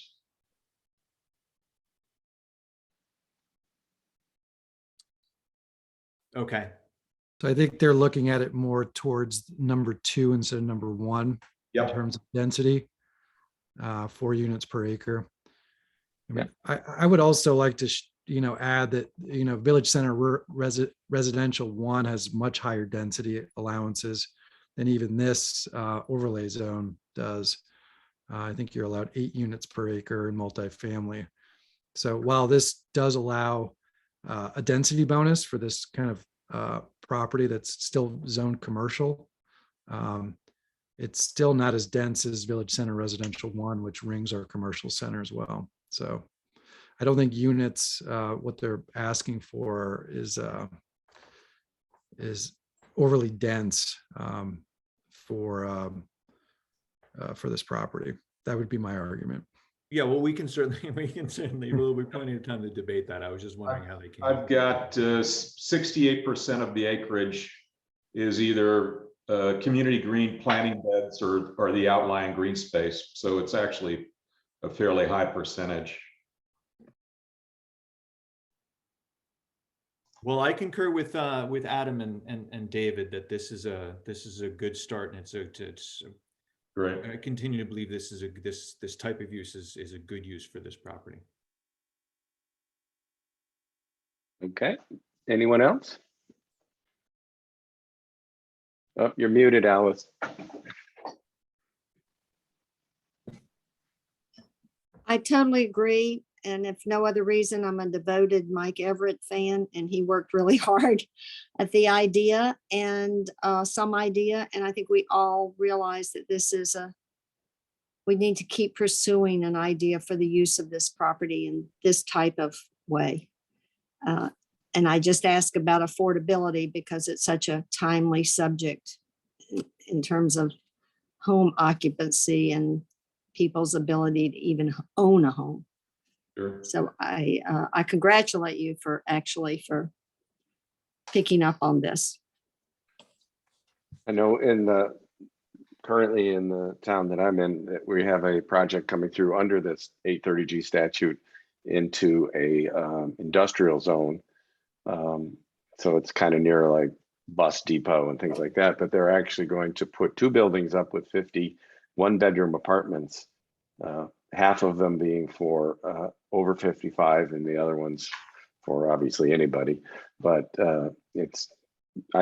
since I've been doing this for so long, and I've been around since the 830G statutes came into effect, and I really see a sea change of both on the state level and local level to address the affordability component in town, in various towns, because we have to. And so we're trying to marry that with healthiness. The air quality of a home matters a lot. The temperature control of a house matters a lot.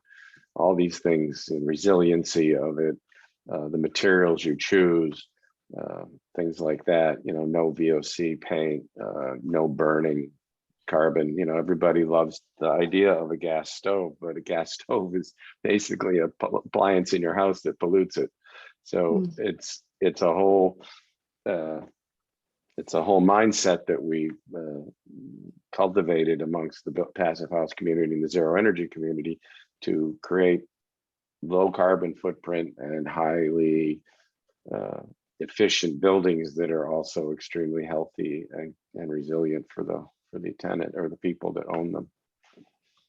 So that's sort of what our main points of thought are when we looked at this again.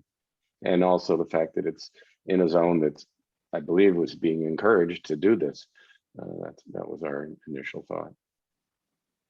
Well, it is being encouraged, and we do need this type of thing very much in Kent.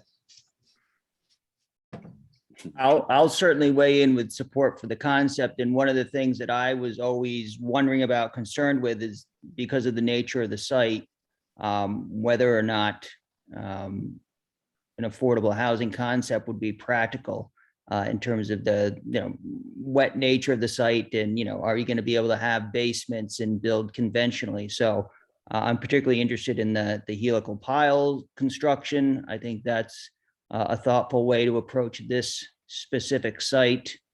I think the passive nature of the homes is compelling. Worked with a builder from Belfast, Maine, who did a passive house up on the lake and got to see it firsthand. So certainly in support of that type of construction. And aesthetically, I'm afraid of flat roofs like Wes, but there was a documentary last year, Breuer's Bohemia, that was an interesting look at how modernism, collided with one of the most traditional New England towns, Litchfield, and created an interesting dynamic that sort of lasted today. So if done well, I do think that it could fit in.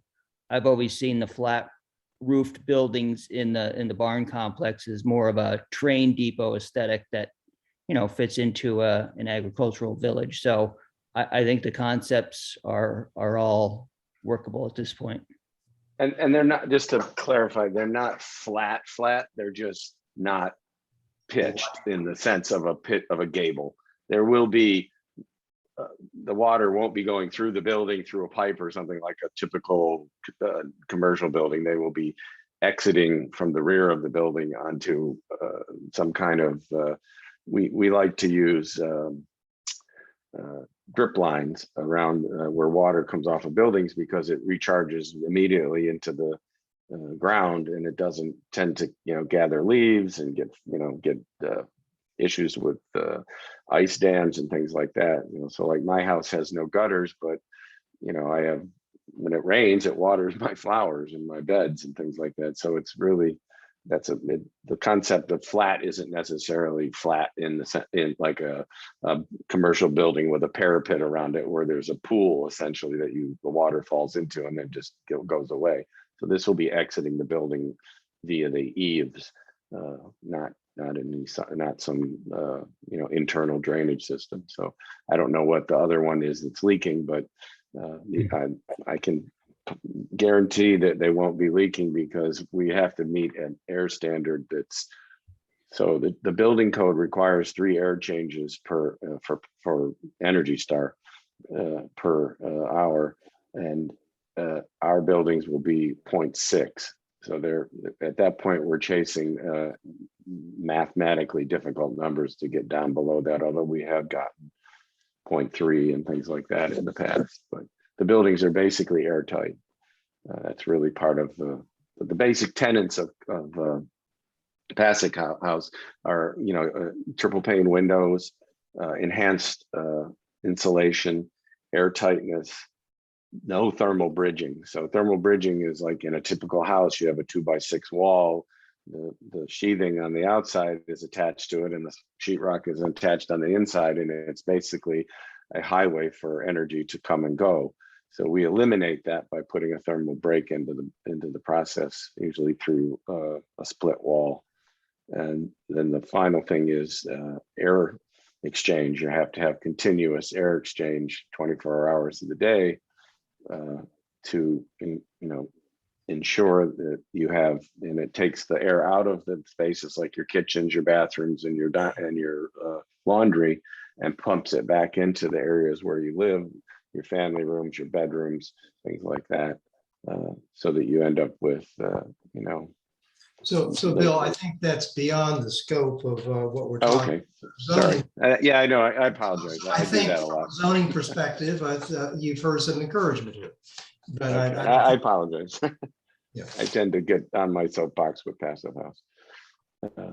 Anyways, I appreciate your time and your good questions, and I enjoyed listening to your deliberations on some of the topics that I often run into, and it was always enjoyable to see how other people handle it, and you guys really dug in. I appreciate that. So I think without further ado, we should probably sign off and let you finish the rest of your addendum. Thanks very much. Thank you. Have a great night. Take care. Thank you.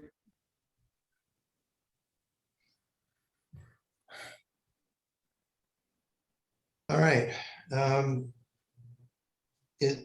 Is Stanley still here for 6B?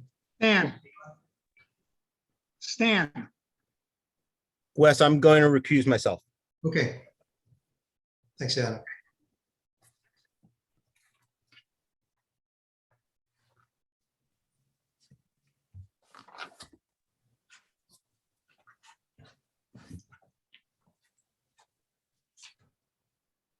So I think that we're asking that a lot of the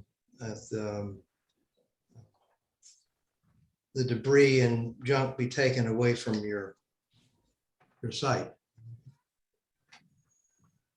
Is that the direction, Donna, that we're pursuing here? Yeah, I've gotten 3 complaints um, regarding a number of things that have been going on at the site. Some of them are wetland related, and I believe that based on the conversation that I will be having within the wetlands, they're probably going to be asking me to issue a violation for the instruments and the equipment that's currently in the wetlands. But there's also, there was the creation of a driveway on the eastern side of the property that had not been permitted. I question whether or not that actually is too close to the adjoining property. I think it's in the setback actually. So I need to see some kind of a map or a survey, driveway permit. But the main issue is really trying to figure out whether or not they're, what is the purpose for everything that's on that property at this point in time.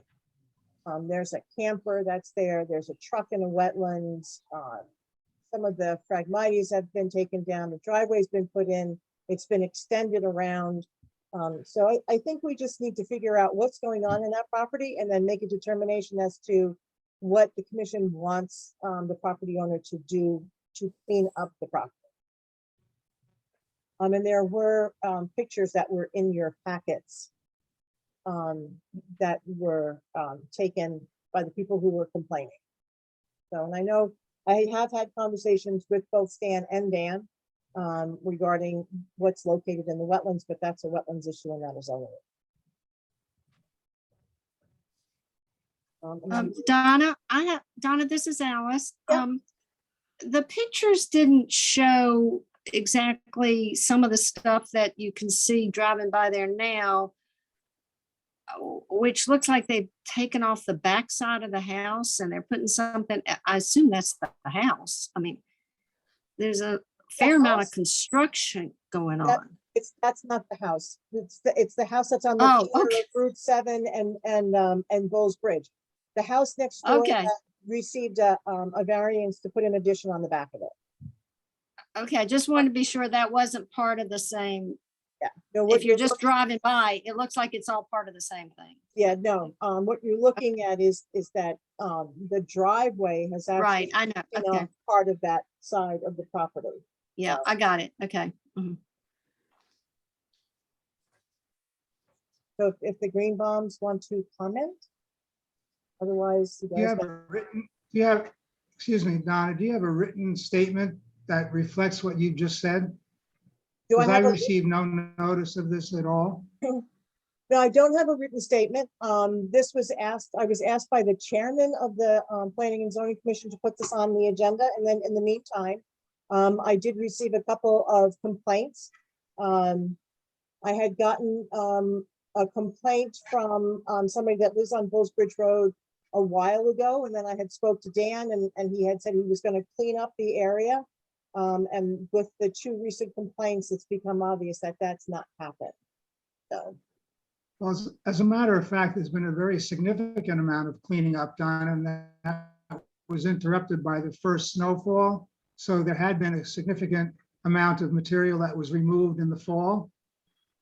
And perhaps some of the difficulty is that we also removed invasive species that were along the property line. And Dan can speak more to that as he's an arborist. And certainly the remaining cleanup can be done in pretty short order. As far as the driveway is concerned, that driveway was permitted in 1980. yeah, but you never, you didn't get a zoning permit to do that. And the zoning permit only lasts for 2 years. So, you know, it was constructed in 1980. Not according to the It was only I since did a file history and I did not find that, but go ahead. Well, you did a nice job of itemizing many of the other things in the file. And That's I every piece of paper. appreciate that. You're welcome. I appreciate that. And I would ask further that you've itemized about 60 documents. There's an additional perhaps 30 pages regarding two freedom of information complaints that are really not related to this property. and I don't think they should be in the file. I would ask that the commission have them removed from the file as What do you mean being they're not somewhat related to the prejudicial to file? the complaints were not made in relation to this property. They were made regarding conduct of the zoning board of planning and zoning commission in 1986, if I'm not mistaken, 1985. So Right. that was not related to the property at all. So those materials belong in some kind of legal file, not in the file for this property. For example, if the property was sold, those matters would have no bearing on the property. That's where they weren't itemized. Just a mention was made of the Freedom of Information lawsuit that was that occurred.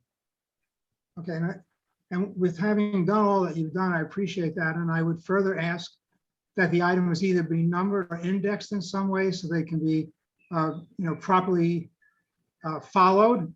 And that it's a lot easier to look at them. I've spent some time going through these same documents. But I think as far as the matters that you brought here before the commission regarding the driveway, this driveway was originally built in 1980. There's a paved section at the end on the eastern end of the property, which was in conformance with the requirement for 15 feet of pavement up to Bulls Bridge Road. And the only thing that we've done subsequently is that we put down some additional stone, which eventually grass will grow over and it will look like lawn again. And that was done last fall. So, the stone that we put down there in 1980, that was 40 years ago. And we hadn't been driving on the property. And so that the driveway was not as evident. In fact, when Bulls Bridge Road was reconstructed, Rick Osborne, when they did the paving, they raised the level of the road at the east end of our property. And that driveway was cut off from the road by about a 16-inch or 18-inch lip. And when I went back and showed him the map and I showed him the asphalt that had started to grow grass and the dirt that had eroded from Bulls Bridge Road onto my property, we excavated that dirt from the asphalt. And he then came back and they redid that asphalt apron.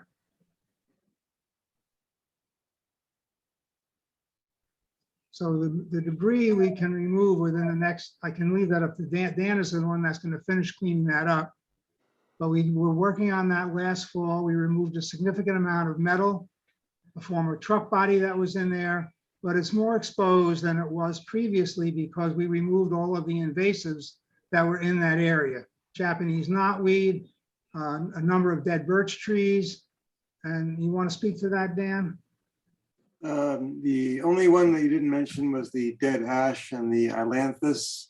The tree of heaven is all growing in there. So we spoke to Stacy, our neighbor, and we informed her that these were invasive species. And, it was unfortunate, but they had to come down in order to establish another planting, which we had been discussing what to plant, and we were about to do that.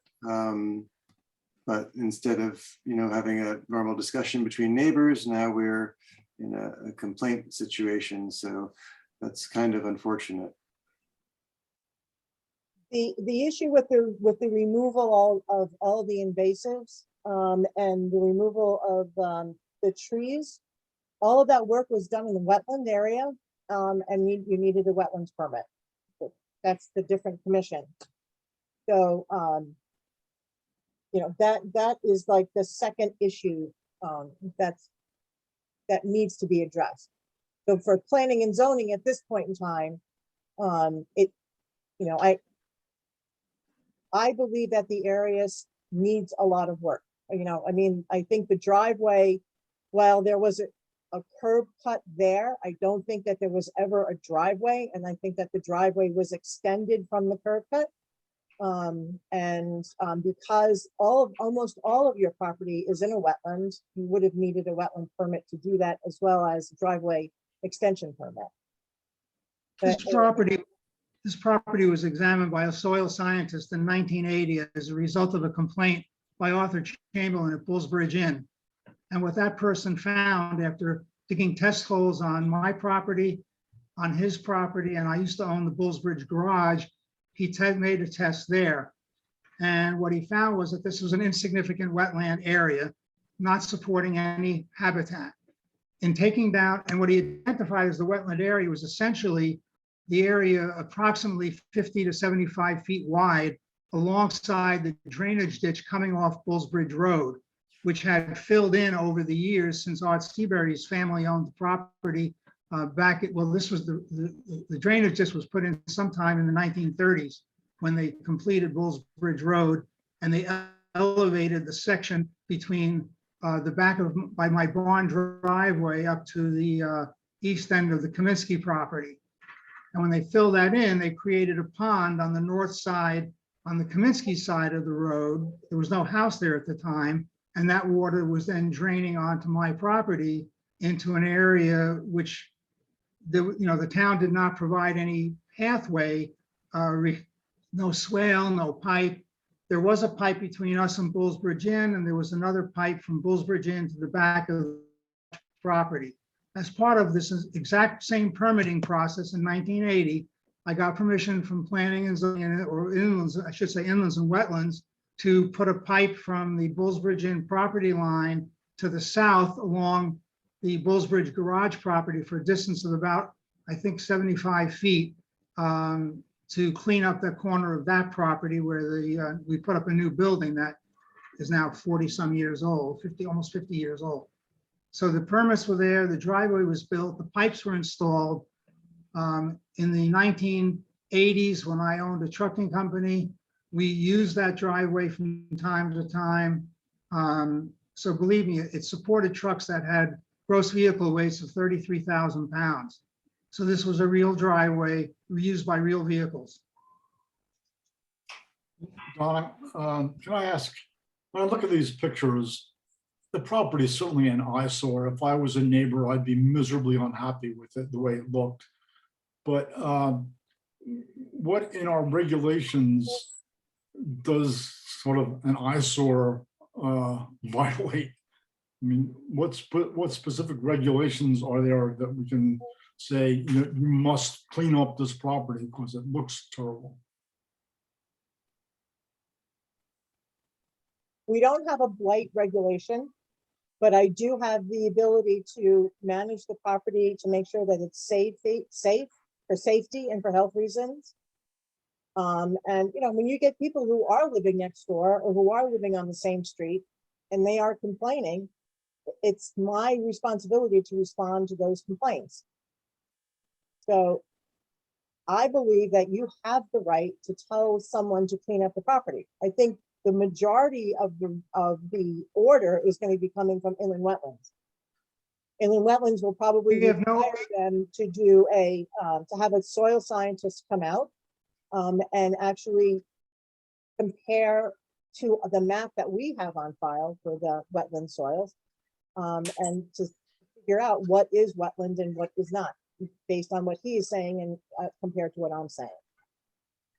So let's separate that out. Sorry, David. Let's separate that out. The wetlands, we're gonna chase that down through inland wetlands, and then we're going to respond to what inland wetland says.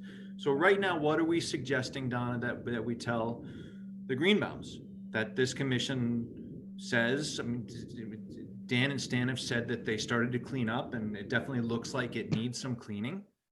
So do we have a specific list of items that we're requesting or demanding that they do? Was it related to the driveway specifically? I think part of it is the driveway. Like I said, I don't have anything at all in the file on the driveway, and it took me 2 days to do that. So everything was looked at and recorded. And I believe that Mr. Greenbaum has copies of every single piece of paper because he had been in not too long ago and asked for them, and they were all scanned in and sent. So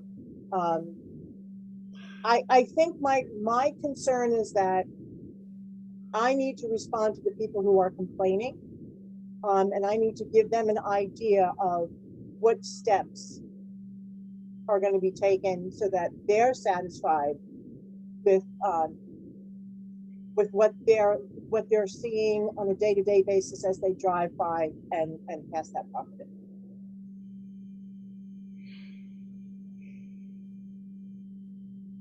Okay, well, I think that, this spring they can expect to see that more progress is being made. There are dumpsters there that we are constantly filling with stuff as we manage to sift it out of the pile there. I mean, it's been a debris pile for many years, unfortunately, but it has improved. As my dad has said, we've taken tons and tons, literally, of scrap metal out of that location. We're planning on planting a screen along with the neighbors between the properties. There is a truck and a camper there, yes. The truck is a running truck. It's something I'm planning on using for my business in the near future. The camper is not a registered camper, but I don't know that that's a violation to have an unregistered camper on your property. I'm happy to talk directly with the complainants, but I understand that's not always what they want to do, since they didn't come to me, they just came to the town about this. And it's extremely busy right now in my business with spring and everything happening. So I need a little bit of more leeway, but I am embarrassed to have that, be my stuff out there that everybody sees and drives past and grimaces, it's not what I want. So I'm not trying to piss anybody off. I'm really busy. So Dan, I think that you have stated that you're making the effort, and we'll hold you to that effort, and we'll revisit this later. But please, continue with that effort. I will. And then what about the driveway, Donna? Do you want to ask the Greenbaums to give you what information they have regarding the driveway? Yes. It looks, that the driveway width, it looks pretty wide. Dan, do you know what the dimension is, including both the asphalt and the road base, the item 4 or the gravel, whatever you have there, that white material? We filled in a little gravel. We were concerned because there's a large tree there that the neighbors had asked that we try to preserve, a silver maple. So we kind of scooched the driveway a little bit further away from the maple there. So that's probably what you're looking at, the extra stone looks there. pretty wide. So if the asphalt is what, 15 feet wide, the gravel area there, it looks like it's right up against well, I don't know. What could be construed as the property line. I would say that that doesn't look really kosher to me. I mean, I would love to be able to require that the driveway be shot, so that I can see where it is located in relation to the property lines, and to see what the width is.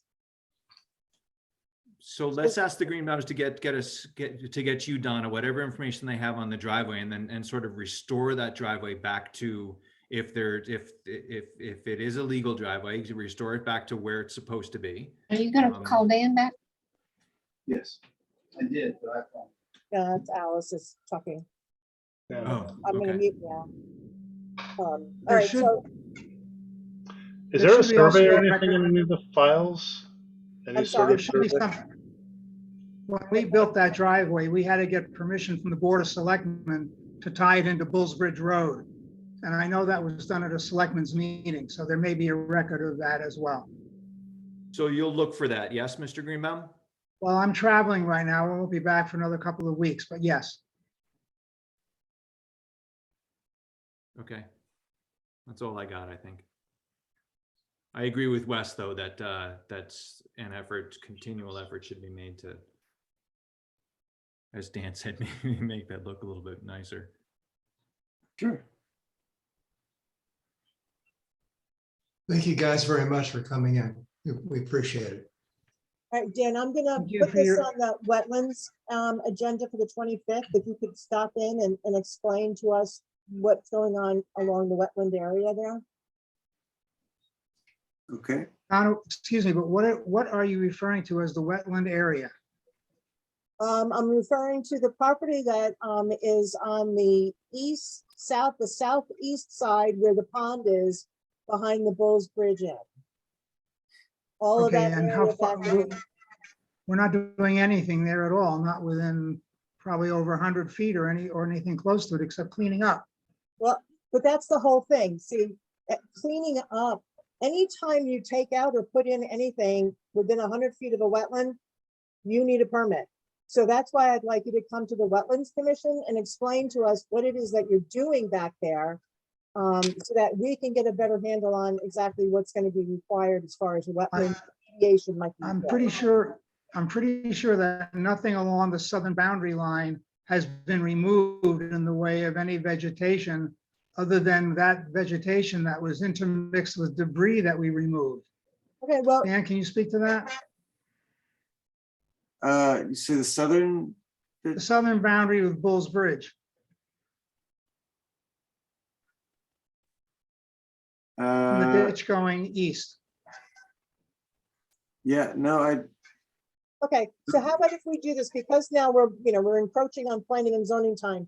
You come to wetland on the 25th at 7. I can go and take a little some more pictures, and then we can figure out what's going on in the wetland area. I guess I can do that. Thanks.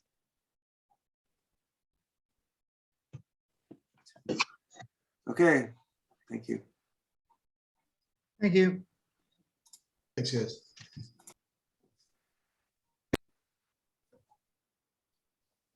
All right. Item number 7, staff reports. Do we have any of that?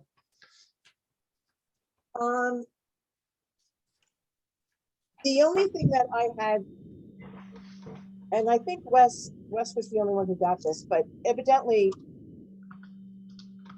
our first selectman created some kind of a share newsletter that went out, and it only went out, I think, to commission chairman, and it just addressed the resolution number 1 that the Board of Selectmen created regarding meetings being recorded, and resolution number 2, which is about the board, commission, and the committee quorum requirements, which we follow anyway, but I just thought I would share it because it was created. So that was the only thing I had. And then I'll be out of the office April 26th and back in on Monday, May 2nd. Have a good time. I plan on it, actually. That's it. That's what I got for staff report.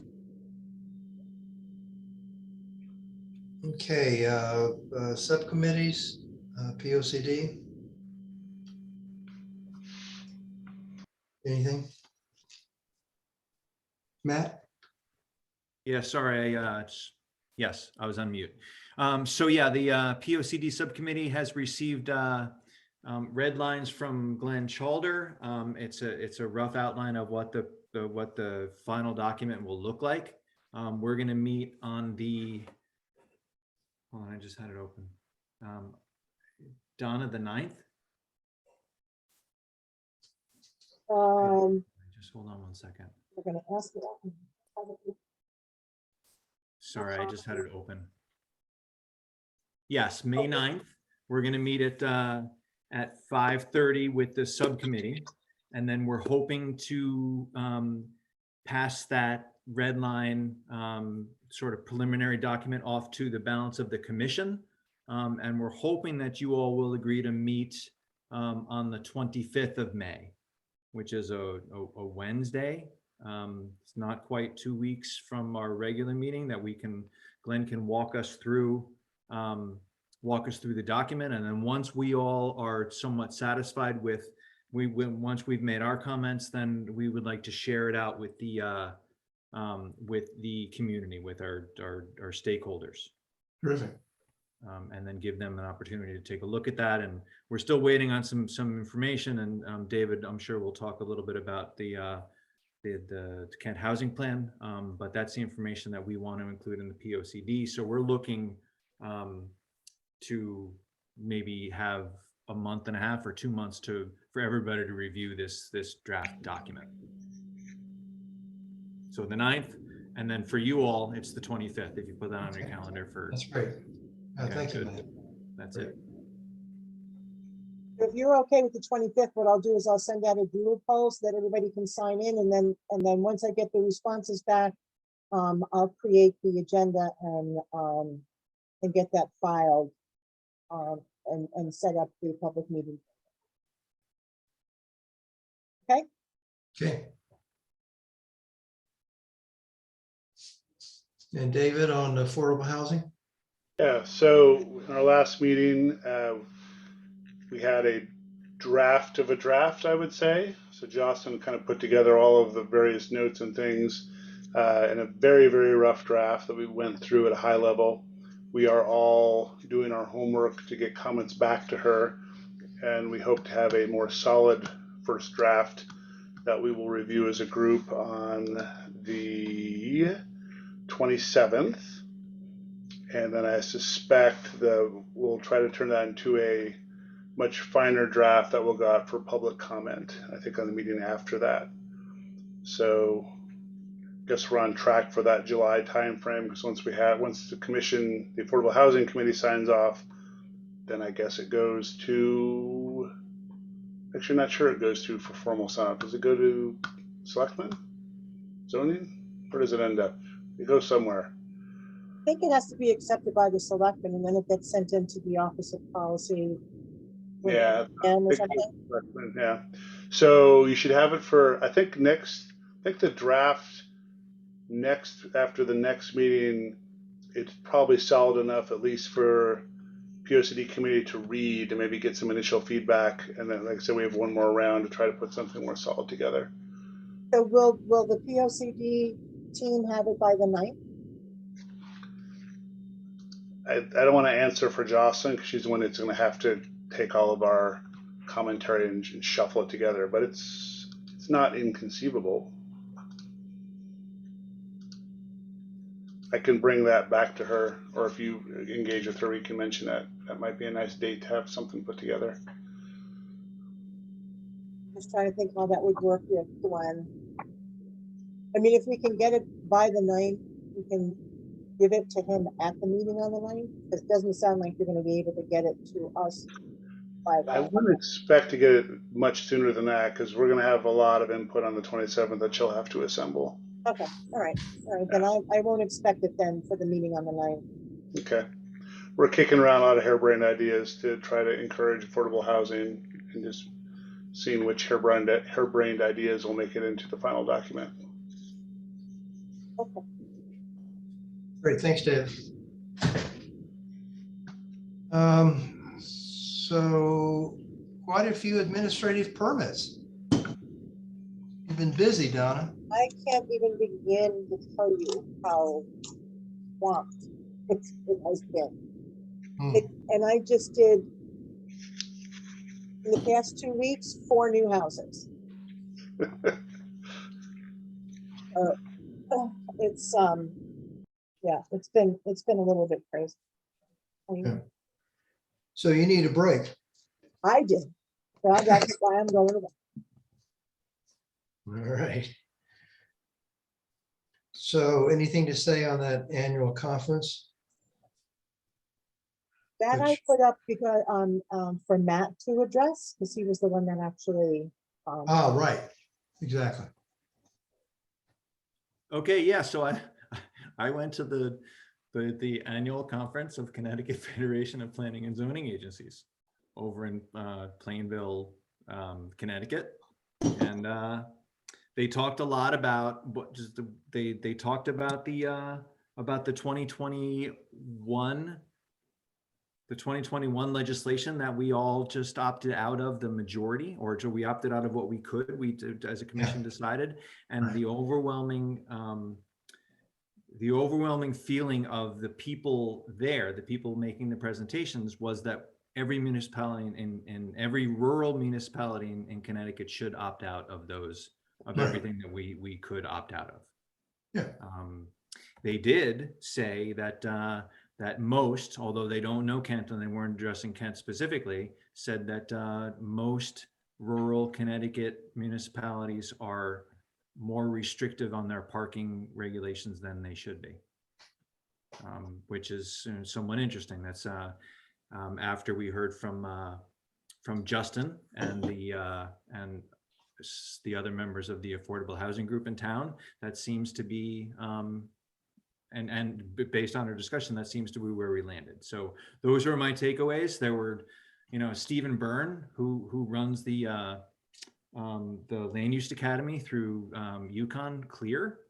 He was a speaker, and he sort of runs this Connecticut Federation of Planning and Zoning Agencies.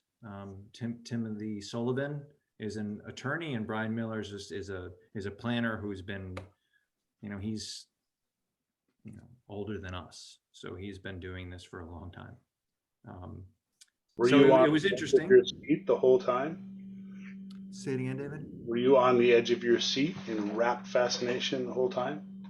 I tell you what, the place where they have it had a bunch of tables for dinner, and I didn't know anybody, so I sat in the corner. So I found a spot in the corner that had a nice recliner, and I sat there and I did that, and I took notes and I listened and didn't talk to anybody. Well done. All right, that's it. That's short and sweet, hopefully. Great, thanks, Matt. So we need to go to an executive session, Donna? Yes, we do. Okay, let's do it. Okay, so I just need a motion to go in. Yep. I will move, we go into executive session to discuss the various lawsuits and our legal counsel's advice. Okay, I'm going to stop the recording and then put people into the waiting room. So let's. Executive session.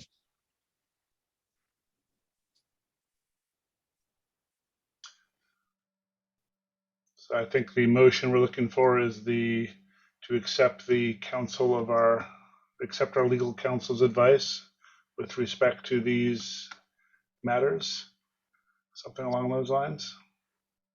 Yeah, what I usually do is, David moved to follow the recommendation of the attorney and have Donna Hayes report back to the commission as this matter progresses. That exactly. If I can get the people back from. Where's my waiting room? Second. Again, Mark. We lost the waiting room. All right. All in favor of that proposal? All right. All right, I can't vote. So done. One quick thing, maybe we could add to the agenda. I know we're all thrilled with subcommittees, but September is coming up quick. We're going to have a search committee at some point soon, aren't we? Yeah. Yep. It's already April. Yeah, I'm not. Not necessarily. He's not leaving. Huh? Is that what it was? You said you're not leaving. No, I didn't say that. I would never say that. I figured that, we would start to get the search committee together probably in the July, August timeframe. That's not enough time. I think it is. I think it'll be fine. But you're going to leave in September. Maybe September, Maybe. October. I like maybe. It all depends when the plan of conservation and development is done. So, So February. Matt is. Sorry, that's my job to extend that plan of conservation and development process for as long as I can. There you go, Matt. Stick around. I will run around screaming if that's the case. Kicking and screaming. All right. Okay. So motion to adjourn. I will move that we adjourn this meeting. Thank you, David. I'll my second pleasure. that. All right. Good night, all. It's been fun. Always. Have a good evening. See you guys. Don't go to bed mad, Mark. Bye.